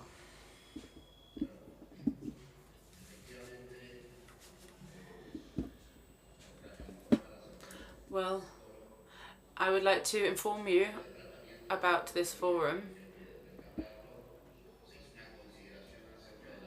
We looked at the absence of women on the three panels, and I think I should inform you of that. So this is something that we need to take into account for the next meeting, and we've taken good note of this fact. Going through the agenda, there was an exchange of views of the Economic and Social Committee, Josep Puchau, and the International Labour Confederation with Mr. Gerardo Martínez. Both speakers made comments on the need to analyse and come to common solutions on issues relating to the world of work, and to look at it from a worker's point of view as well as employer's point of view, that it should be a joint view. This should tackle environmental issues, food insecurity or food security as an objective, inequalities, and gender issues. The other discussion was on the role of trade unions in the Mercosur negotiations. It was Alfredo Belis, who is a member of parliament in Mercosur, and other trade unionists who set out the need to establish policies that will strengthen the rights of the most vulnerable in the post-pandemic period, and with particular focus on the need to strengthen the role of formal work. Those who took the floor expressed similar sentiments. We also covered climate change amongst other topics. And comments were made that the agenda should also include a commitment to looking at future topics. We also drew attention to persecution of environmental activists in a number of Latin American countries. The third panel looks at LGBTI rights in Latin America and the EU. We had heard from Fernando Barel, who works in Latin America, and Alba Rueda, who is an activist, a trans activist, and a member of the Argentine government.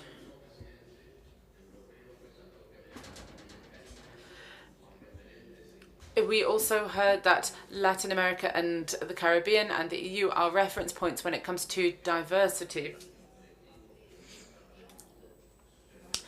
Despite the fact that there are emergencies facing a large number of LGBTI people around the world facing violence and even death and other types of discrimination, although some objectives have been reached in some countries. A number of people set out the advances that have been made in the region, and we all said that this progress needs to be strengthened and made more widespread. There was very active participation from the members on this panel, and I would like to thank everyone who made a contribution on behalf of the co-chairs. It's the first time I've participated in this forum, and if I may, co-presidents, I would just like to say it's not a good message when we aren't looking at the Russian invasion of Ukraine.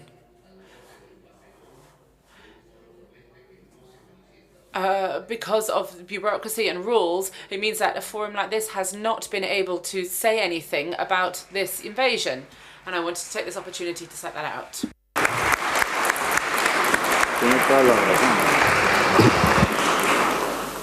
Muchas gracias. Thank you, Alfredo.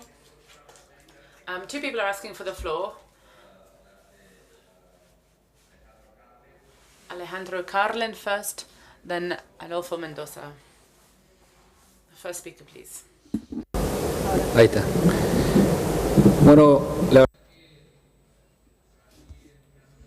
it's an honor for me to be here with all of you,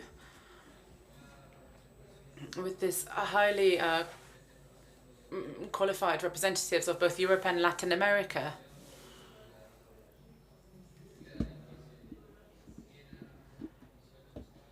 In 2018, it was suggested that the next round should be in Argentina, and here we are, and we're very satisfied with that. Hopefully you've all been very happy here. But on the topics that we're discussing here, we wanted to have the possibility for workers' movements, particularly workers, to participate in a committee or looking at a committee on the topic of work. The forum in this Eurolat meeting, I think, does really show that there should be ongoing permanent participation between civil society and unions from the two continents, because they've been able to make a huge contribution. I think that's because what we're doing here is trying to improve the quality of life for our citizens, to create work for our citizens so that they can meet their needs and have better opportunities. And I don't think that the workers' movement can be left out of that. Then picking up on what was said by the previous speaker, I would just like to emphasize something that was said by Pope Francis. He said that humanity, well, wars don't start with people. We have to ensure that we look at the interests of all. Using arms is not what God wants. We have to look at the ordinary people who want peace, and how in all wars, it's the people who are the victims. They pay the price of war with their own flesh. God is with those who want peace and not those who use violence.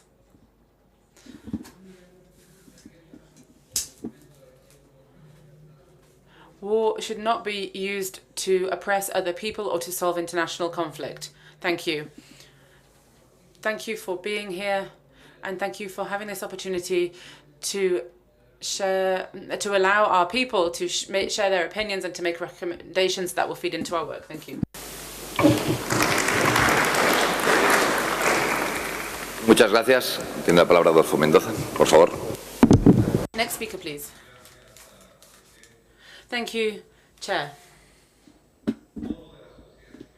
Civil Society Forum.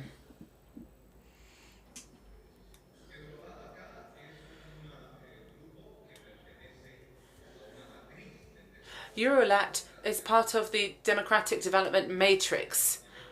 We are elected officials, elected by a popular vote, directly or indirectly, but that's how it happens. However, when we have fora such as the Women's Forum,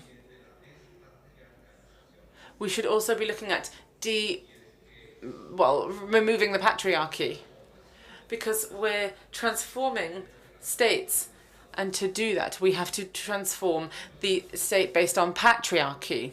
It's not just a question for women, it's a question for absolutely everyone, all of us.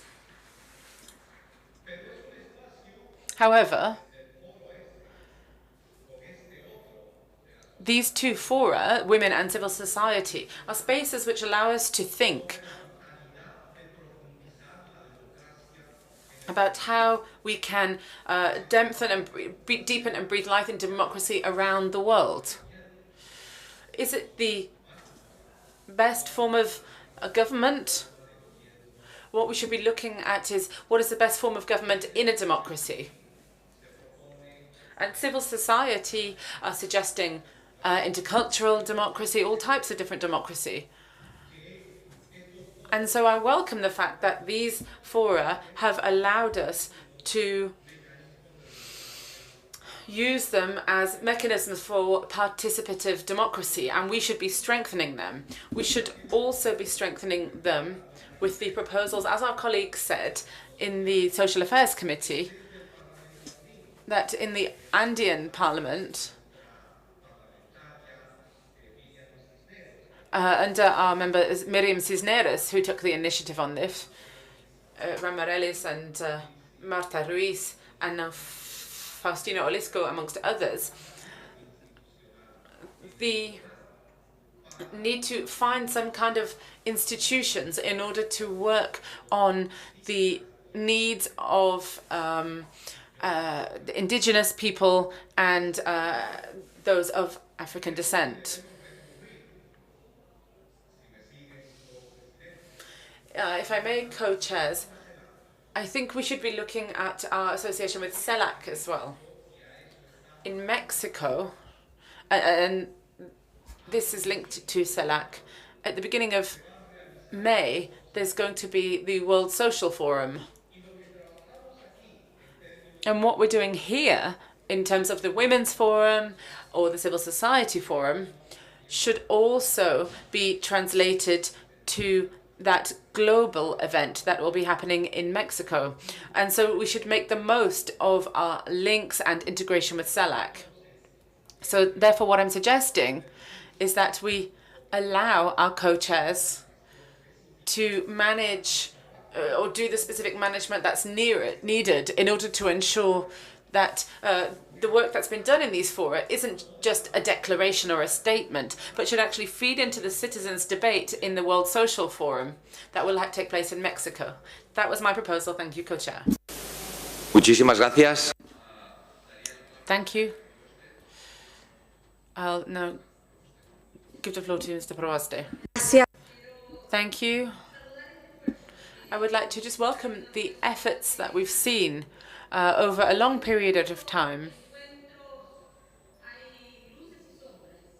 There's always the good and the bad in these meetings.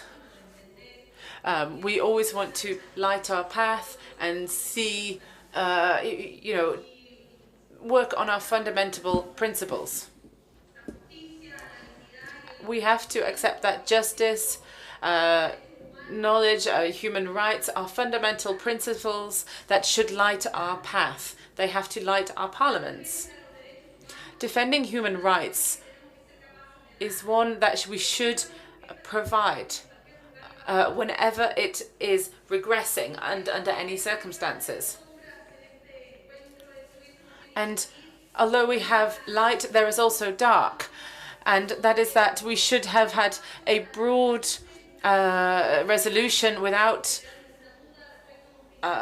generating any doubts on a fundamental principle in all of our countries, which is that human rights must be respected, and this is a fundamental principle in any country. Significant progress has been made in this assembly, looking at food security, incorporating issues that are important to shine a light on. The gender gap, for example.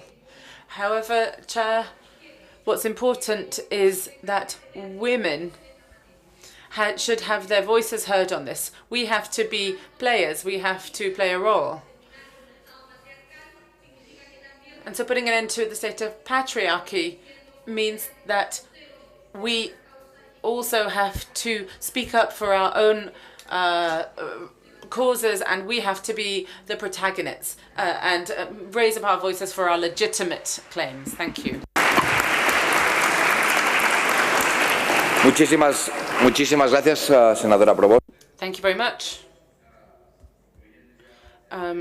We now conclude this point, the presentation of the results of this civil society fora, and we move on to any other business. If there is no other business, I would just like to remind you that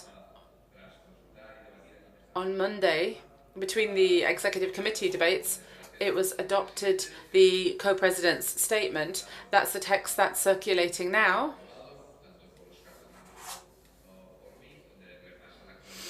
And that was adopted by both of us and sets out the main key areas of debate that we've had over recent days.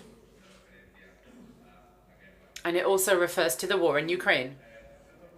We now move on to point 13, the date and place of the 15th ordinary plenary session of the Eurolat Assembly. I would remind you that in autumn of this year, it should take place, well, the Bureau and the 4 standing committees should be held in Europe, as well as the working groups and the fora. The European component will think about how, where, when we're going to organize that. And without further ado, I would ask for a 5-minute break. And then we will have the closing session. The Argentine authorities have invited us here, and they have been with us throughout our work. Mr. Sa, the Foreign Affairs Committee, both from the Congress and the Senate. I think we just need a 5-minute break. Don't go far away. 5-minute break, and then we'll have the closing session. And that won't take too much time. Thank you. Agradecemos su participación en el. I'd like to thank you all for participating. We'd like to thank the secretariats for the Latin American side, Mr. Chiquilinga, and for the European component, Chico Samilinga. Thank you for being here. Thank you for remaining seated. There will be a very brief closing panel. The co-chairs, Javi Lopez and Oscar Dario Perez Pineda, will also be participating in it, as well as Adolfo Rodriguez Sae and Eduardo Valdez.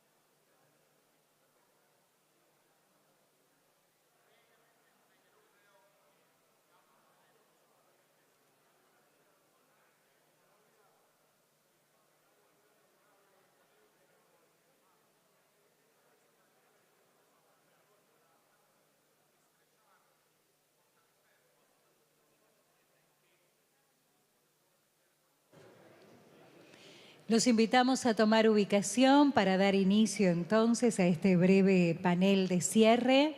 This brief closing session. Members of parliaments,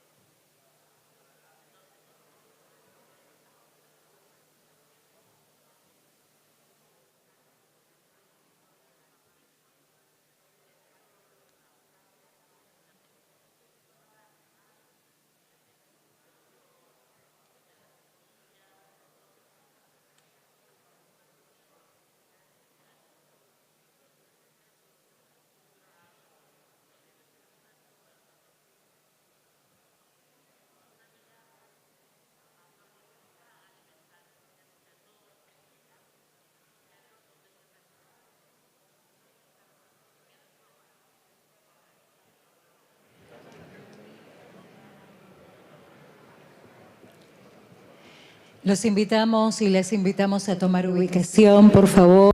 please take your seats. Thank you.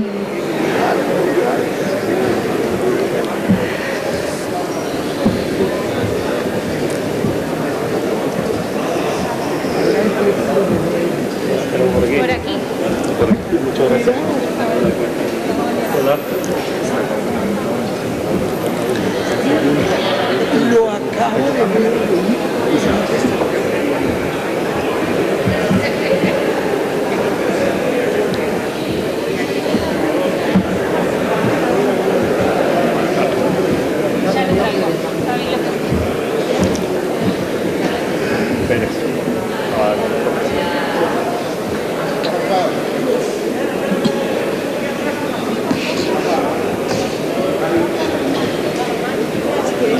recordando que al final de la sesión faltaría una.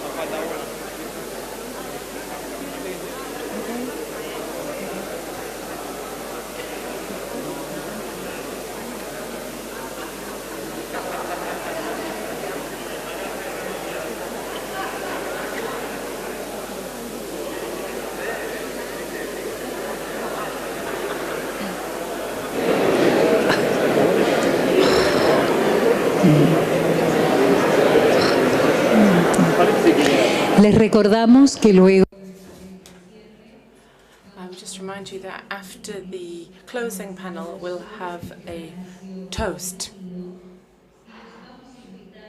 And we will invite you to enjoy a performance by the Congress Orchestra. It's an honor for us to welcome all of you, members of the Eurolat Parliament, who are coming to from both Latin America and Europe. So we'll have the closing panel, we'll have the introduction of the chamber orchestra of the Argentine Congress, and then a toast in the blue salon.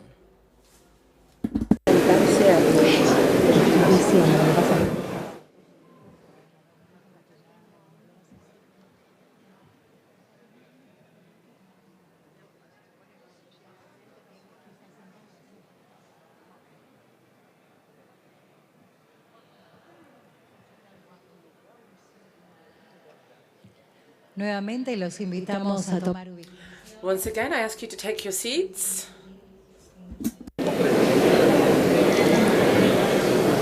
Vamos a dar inicio en instantes. We will start the closing panel presently.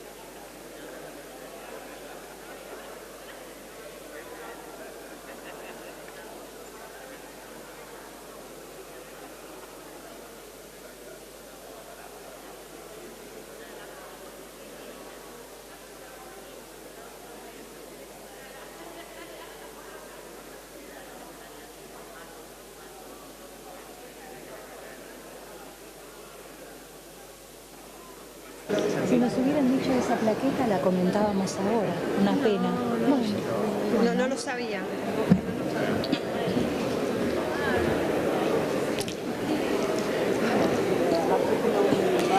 Estamos listos entonces para dar inicio. So I think we are now ready to start the closing panel.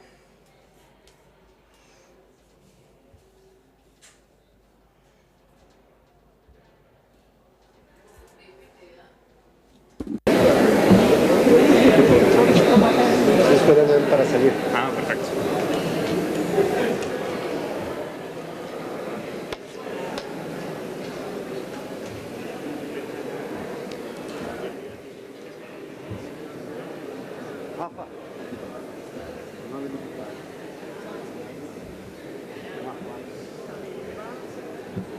¿Y los nuestros? No sé, que alguien me diga si están o no están allá adentro. Chicos, lo nuestro sale el diputado.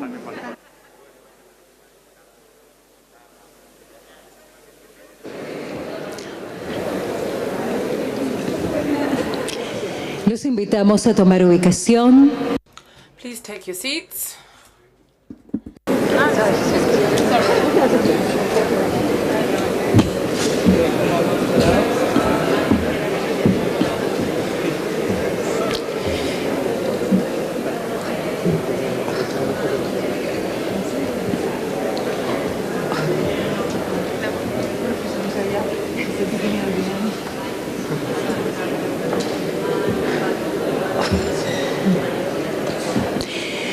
parlamentarios y parlamentarias, damos Ladies and gentlemen, members of parliament, we are going to start the closing session of the 14th Parliamentary Assembly, Eurolat.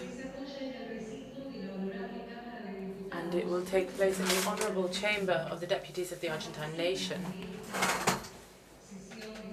In this closing session, we have participation of Adolfo Rodriguez, National Senator, Chair of the Foreign Affairs Committee in Argentina, and Vice President of Eurolat and member of the Argentine Parliament.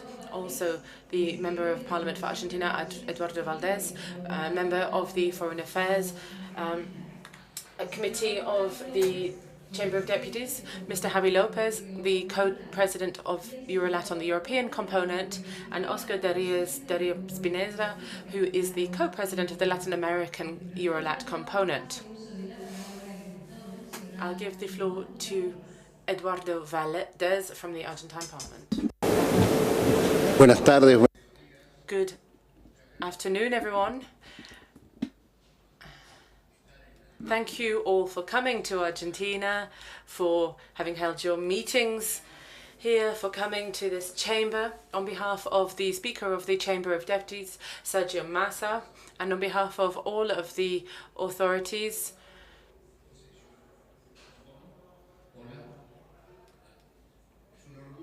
it's well, I'm very proud to say that this session has been held here in our chamber. I would like to offer my words of greeting to all members from the European Parliament, to members of the various Latin American parliaments.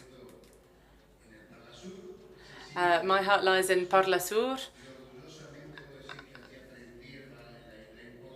and I think there I learned the importance of international parliaments and dialogue between members of parliaments from different regions. The title, Economic Recovery, which is just and inclusive and in peace, which has been chosen for this session. Seeing that title, I think I realized that we need to have a lot of meetings. Parliaments have more horizontal dialogue. They can and should look for these types of solutions, which sometimes the executive branch in the day-to-day hustle and bustle don't always achieve. My feeling is that the world needs dialogue between regions, but that when in a dialogue what you say is no more important than what you hear. Hearing, listening is also very important. Some of the decisions that you took showed that there were disagreements between Europe and Latin America. And what was necessary was more dialogue to see whether you could find a shared vocabulary.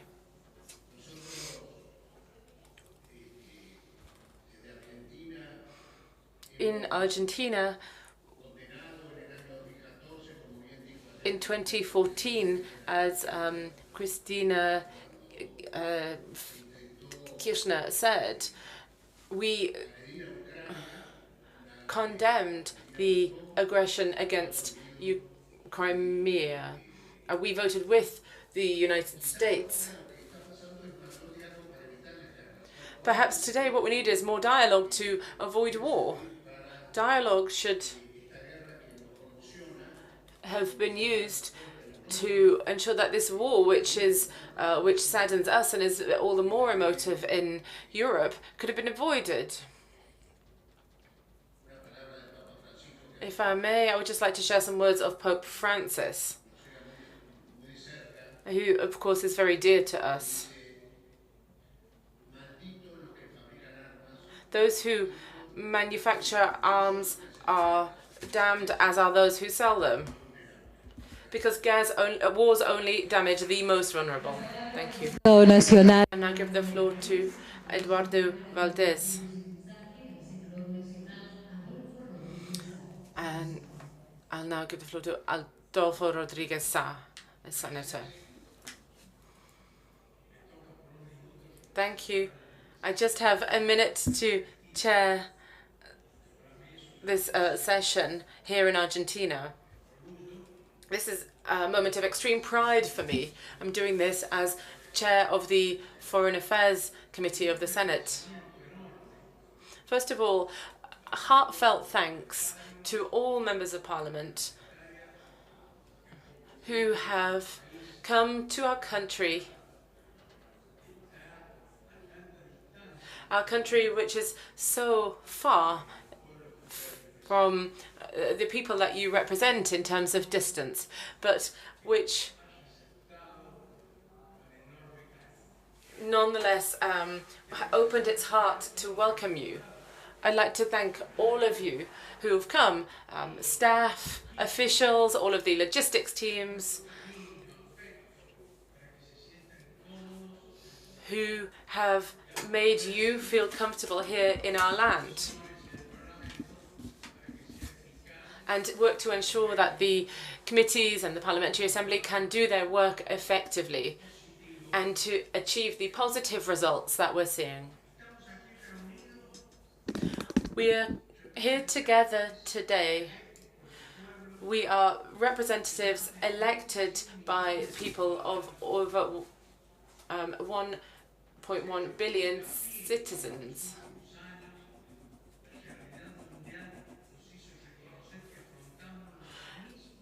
And we've realized that the world is facing the same problems. We have the same fears, concerns, anguish, pain. Our challenge is not just to look for possible solutions, but also to be active in our respective chambers in order to ensure that the solutions, that the outcome are also shared and joint.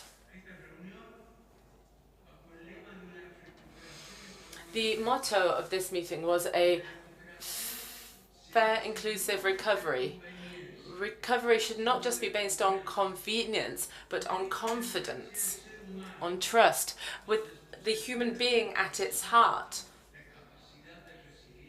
How we can strengthen the resilience and capacities of each region. We want to see a just economy, one that is aware of the absolute necessity to condemn extortionate financial speculation and financial abuses. This leads to economies based on growth that merely exacerbates inequalities in opportunities. And so here we want to make proposals that will give hope and breathe hope into the hearts of our people. The economic recovery must be inclusive, in strict respect of human rights. We want to see a biodiverse and pluralistic recovery, where we focus on the Green Deal and future generations, focusing on the multi-ethnic makeup of the communities that we represent. This is one of the key assets that we have in promoting creative solutions, ones which will drive respect and dialogue. Inclusion has transformative potential in our times. And our economic recovery should also take place in peace. There was a conference in UNESCO which had a resolution whereby it said that peace cannot only be seen as the absence of conflict or of armed conflict. It is above all a process of progress and justice and respect. It should guarantee the construction of a society in which every individual finds their own place and has the material intellectual resources that they are due. Presence of order or lack of war constitute the necessary conditions for this, but are not in themselves sufficient for peace. Therefore, this Parliamentary Assembly should become a driver for peace. We have to be key players in constructing and building peace. Peace not just understood as an absence of violence, but as justice, equity, democracy, positive relationships and cooperation, and above all, development. The final document from the co-presidents has a specific chapter which I think is very symbolic and is the result of work based on consensus and dialogue.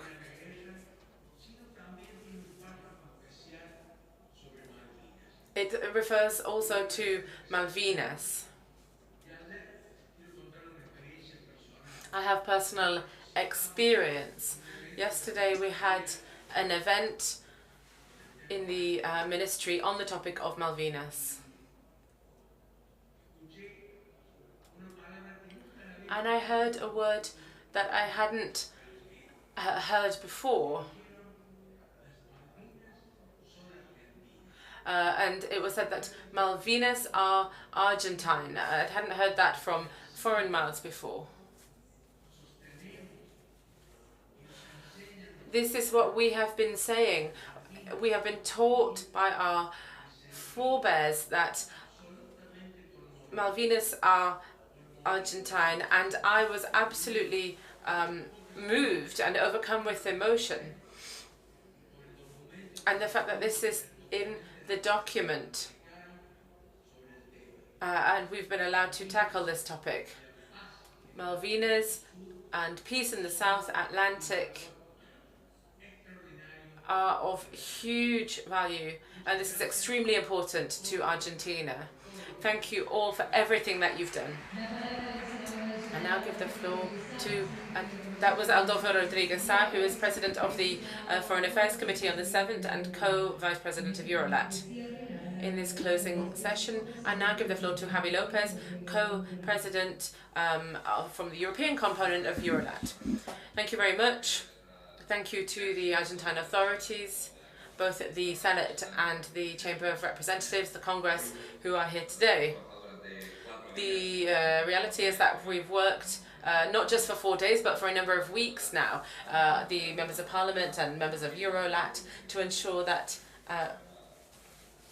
we have been able to do the work that everyone wants to see from us. The work has had to continue during the pandemic, which for 2 years meant that we've not been able to have a meeting like this for the last 2 years.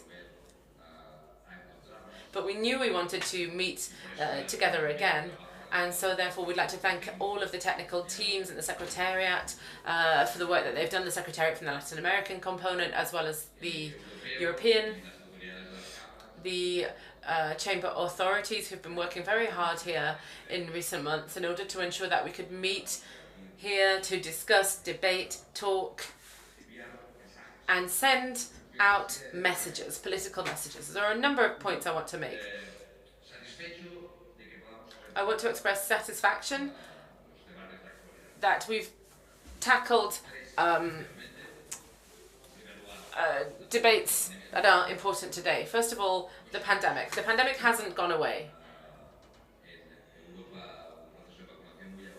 We are very advanced with the vaccination process in Europe, but we are fully aware that the vaccinations won't work unless everyone is vaccinated, and that a large part of the planet is still fighting coronavirus, and that people don't have access to a vaccine. So we will continue to work on that, demonstrating solidarity it's in terms of justice and our own interest as well. We have to be able to eradicate the pandemic as a whole, and we need to work together to do that. We also looked at the economic recovery. It's not going to be easy. It's not going to be simple. The last 2 years have been very difficult for our public institutions. They have been subjected to a lot of demands and a lot of budgetary problems.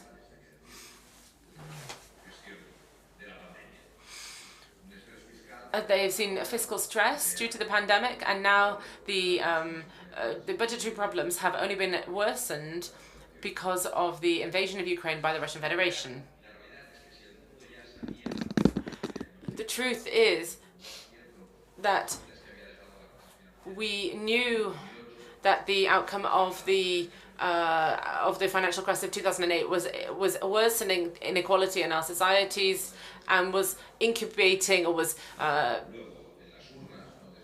gestating institutional problems that were going to be seen later down the road. And all of these problems have merely been accelerated over the last 2 years. The third topic we debated was the war, the aggression of Russia towards Ukraine. We discussed it, we debated it.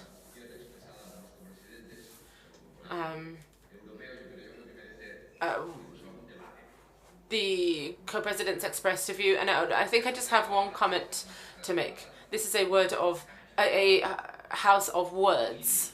They are for debating, discussing things. We are representatives of different regions. We represent diversity, plurality, but at the same time we have a duty to try to find agreements in these shared areas. It's our responsibility now. It's not easy, and there are contradictions.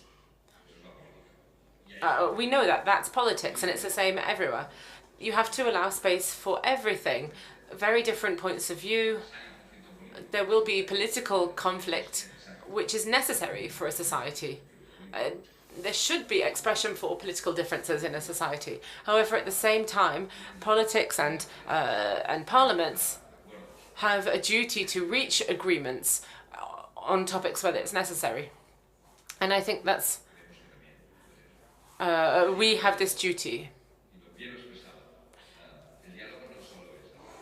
Dialogue isn't just about speaking, it's about listening to other people, listening to those who think differently from you. But agreement is done through trust and empathy, which is a little different. Empathy and trust, because of course we see the world and we live in the world from different viewpoints. Because of our history, because of our current circumstances, our past, this is an undeniable truth. And this leads to differences of opinion between us, between our parliaments. We're a parliament with over 700 members, and I can promise you that the debate is very rich and diverse. But at the same time, it's our duty to listen to others and to understand them. As legislators, when we come to Argentina to listen to their point of view on Malvinas, it's our duty and our responsibility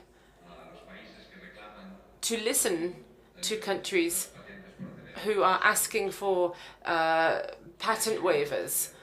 And this is something that our Assembly has done on a number of occasions.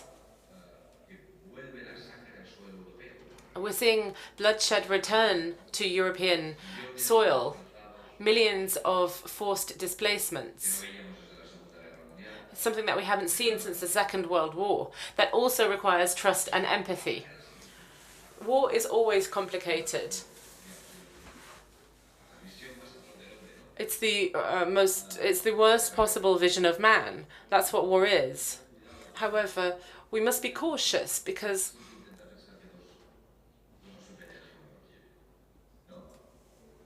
in life, you have to listen to others. War is not like that. This is not how war works. It's not that if two people don't want it, it can't happen. And so what's important is for us as an international community to try to find common ground.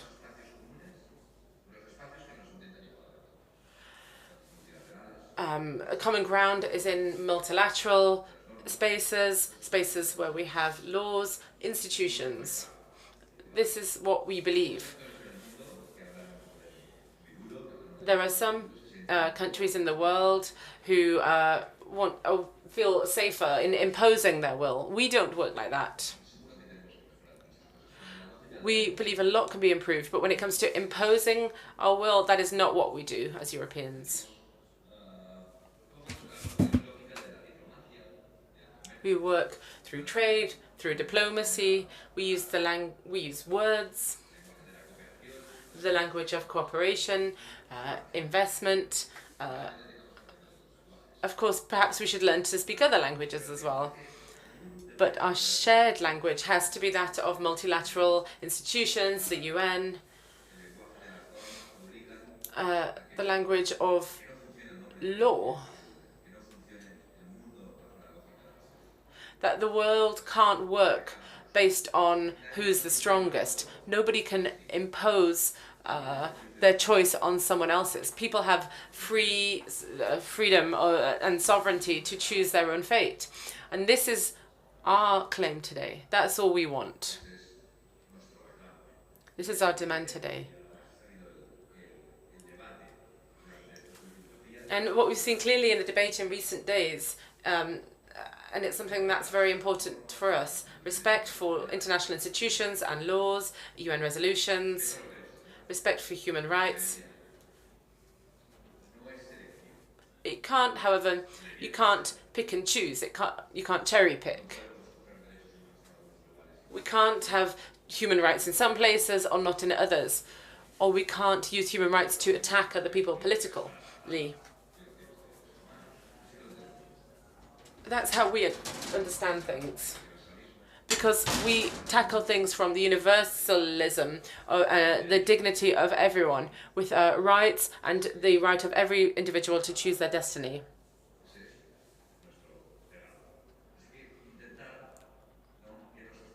And so we have to try to ensure that we aren't selective in our position, say, oh, we like this, we don't like that. It won't work. And so, as members of the European Parliament, this is how we see things. And we know that these kind of spaces allow us to dialogue, to learn, to talk, to learn from everyone. I'm the first one to learn. Because listening is the only way you can empathize. If you don't listen, then there will be no empathy. Yes, we welcome everything that we share, that we have in common, and there are a lot of those. However, the challenge we face now is a world in turmoil. And so perhaps this will be my concluding words. If we're honest, both of us, both sides, then I think that we're all running the same risk. Which is that the way the world is going will marginalize us. We'll be left on the margins, and the world will carry on as it wants. And we, the Europeans, will be left out. That institutions will be left out, and the main powers will choose what they want. And so we have to do joint work based on shared values around the world, around universal values. Democracy, human rights, the desire to have institutions and shared laws. We have to work based on alliances to defend our people. And I think this is a path we can tread together. And that's why cooperation between the EU and Latin America is so important. We believe that interparliamentary dialogue such as this one is so one. This is why association agreements are useful tools. This is why we believe that we have to win back spaces to have Europeans at SALAC meetings, to have regional meetings in Latin America, because it's much easier to work together as blocks when we work with Latin American institutions and with the European institutions. Because there's a risk that we want to avoid. This is my own personal reflections now. I hope that these spaces of talking, of pluralism, can help to build trust. It's always very difficult to build this trust, but I hope that these institutions will help us to increase in our empathy and will help us to move further down the road in building common shared areas and solutions to the challenges and threats which are not few today. Europe is seeing threats on its own land, on European soil, so we have to work together for the good of our people and humanity. And this is something we will continue to do because, unfortunately, there's a great deal of work ahead of us. Thank you. Presidente, I was Javi Lopez, the co-president of the European side. And to conclude the 2022 Eurolat meeting, I'll give the floor to Oscar Dario Perez Pineda, who's the co-president on the Latin American side component. No. Thank you. I don't think I can add very much. Just a couple of thoughts. Eurolat exists because both the Europeans and the Latin Americans need each other. There is mutual need for one another. Otherwise, this dialogue would be worthless. It would have no reason to exist. We need each other economically, for trade, but also socially, politically, strategically. There are a great range of areas where we need to ensure bi-regional cooperation.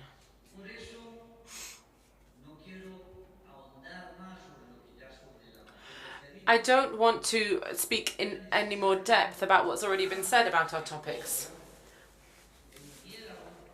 It was important for this forum to send out an opinion and declaration on the enormous, tragic situation that we're seeing between Russia, Ukraine, and the rest of the world. Because we are going to be affected by it as well. As Josep Borrell said, of course this is going to be the case, because when it comes to food, inflation, energy costs, fuel costs, agricultural goods, nothing is unlinked. If you look at the tangible, palpable consequences that the FAO itself has expressed a huge concern about, when you have 2 billion people around the world that are at risk of a disastrous situation in social terms, possibly a famine, a possible famine. We have to contribute, we have to do something. We can't just do everything based on strategic calculations. There is something in the co-president's declaration. There is a point that refers to this terrible situation.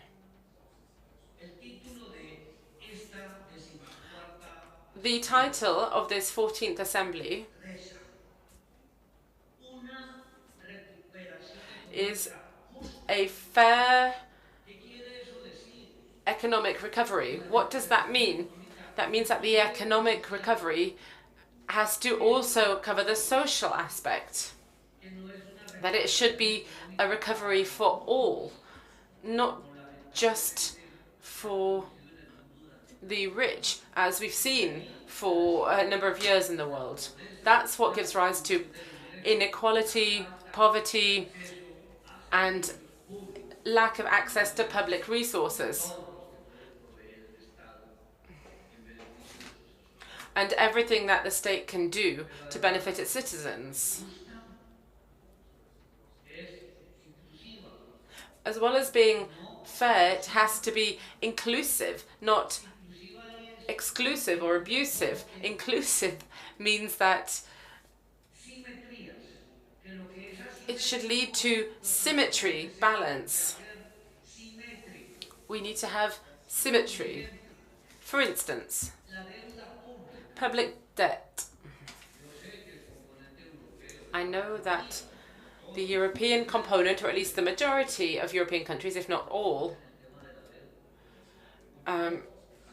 don't know what debt is. Very few have had to run this debt. They have abundant income with positive balances.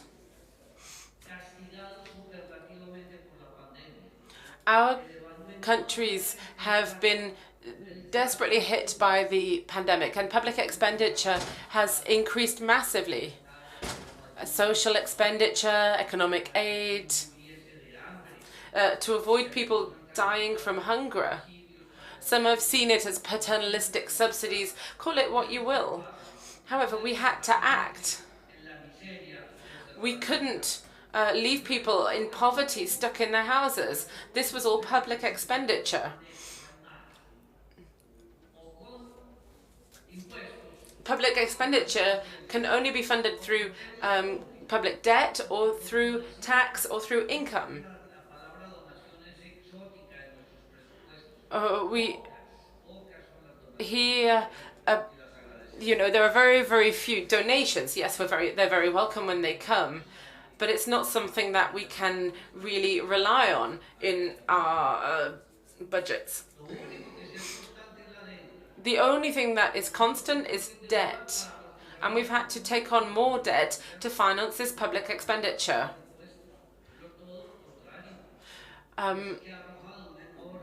This has led to huge deficits, huge budgetary deficits. There isn't a single economy in Latin America which is not being affected by this huge, onerous public deficit.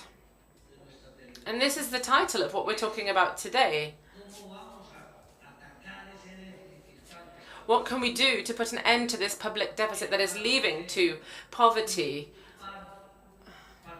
suffering, has partially eliminated the middle class, and which is affecting the most vulnerable sectors of our population? There's huge unemployment, and we have to provide responses to that. So public expenditure is increasing, and we're seeing inflation, we're seeing a lack of productivity, and also production itself. Our countries have not been able to produce the food that we would usually. In my country, 35% of our agricultural imports come from Russia and Ukraine. What are we going to do to produce our food without these products? If we have less of this, then it means we're going to produce less. We're going to have that's going to drive up prices, and the situation is going to be very difficult indeed, and we have to prepare for that.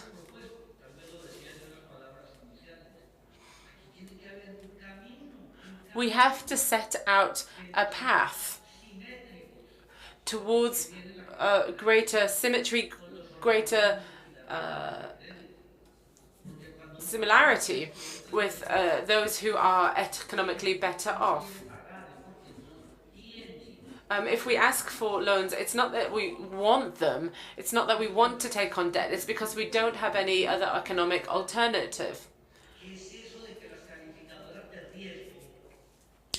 The risk qualifiers, we can see that the risk ratings for our countries change overnight. You don't have this same level of investment. We saw this happen in Colombia for 2 risk ratings, no investment, even when there'd been agreement that there would be. And what's the effect of not having this investment? Investment leaves, capital flees, interest skyrockets, there are fewer resources, And this leads us all to more poverty, more suffering, fewer financial abilities. So the statements that we make have to have content. And we want the international community to understand that. Now, also, you are esteemed European colleagues. You don't experience the difficulties that we experience and live every day. We want you to represent not just the millions of citizens in Europe, but also the millions of citizens in Latin America. Help us. You have the economic ability to do this. You run or manage many financial institutions, the World Bank, the Inter-American Bank, the International Monetary Fund, and so on and so forth. So we want part of this public debt to be converted into social investment for our people. It's not impossible, and it's not a crazy proposal. It's a proposal that we should all listen to. I don't want to go more into this. The first topic has been discussed a great deal. Dr. Eduardo, I wanted to say thank you to you. You are the president of the Foreign Affairs Committee in the Chamber of Argentina. Dr. Adolfo Rodriguez works in the Senate, and you represent 45 million Argentine people. And we here represent 1.2 billion people.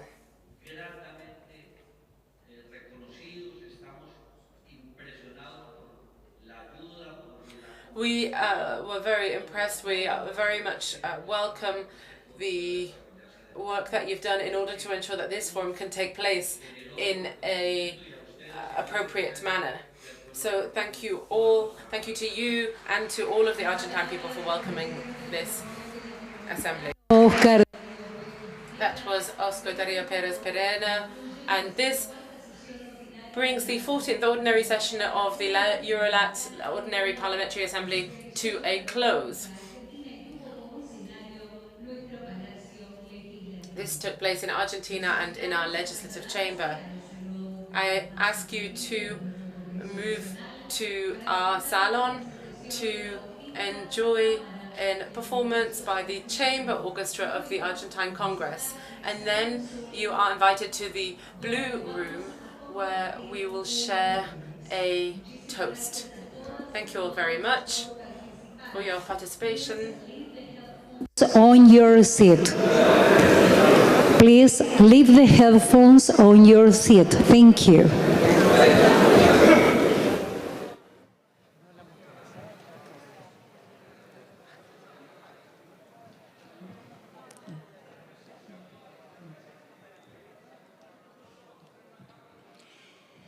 Todas las parlamentarias y parlamentarios latinoamericanos.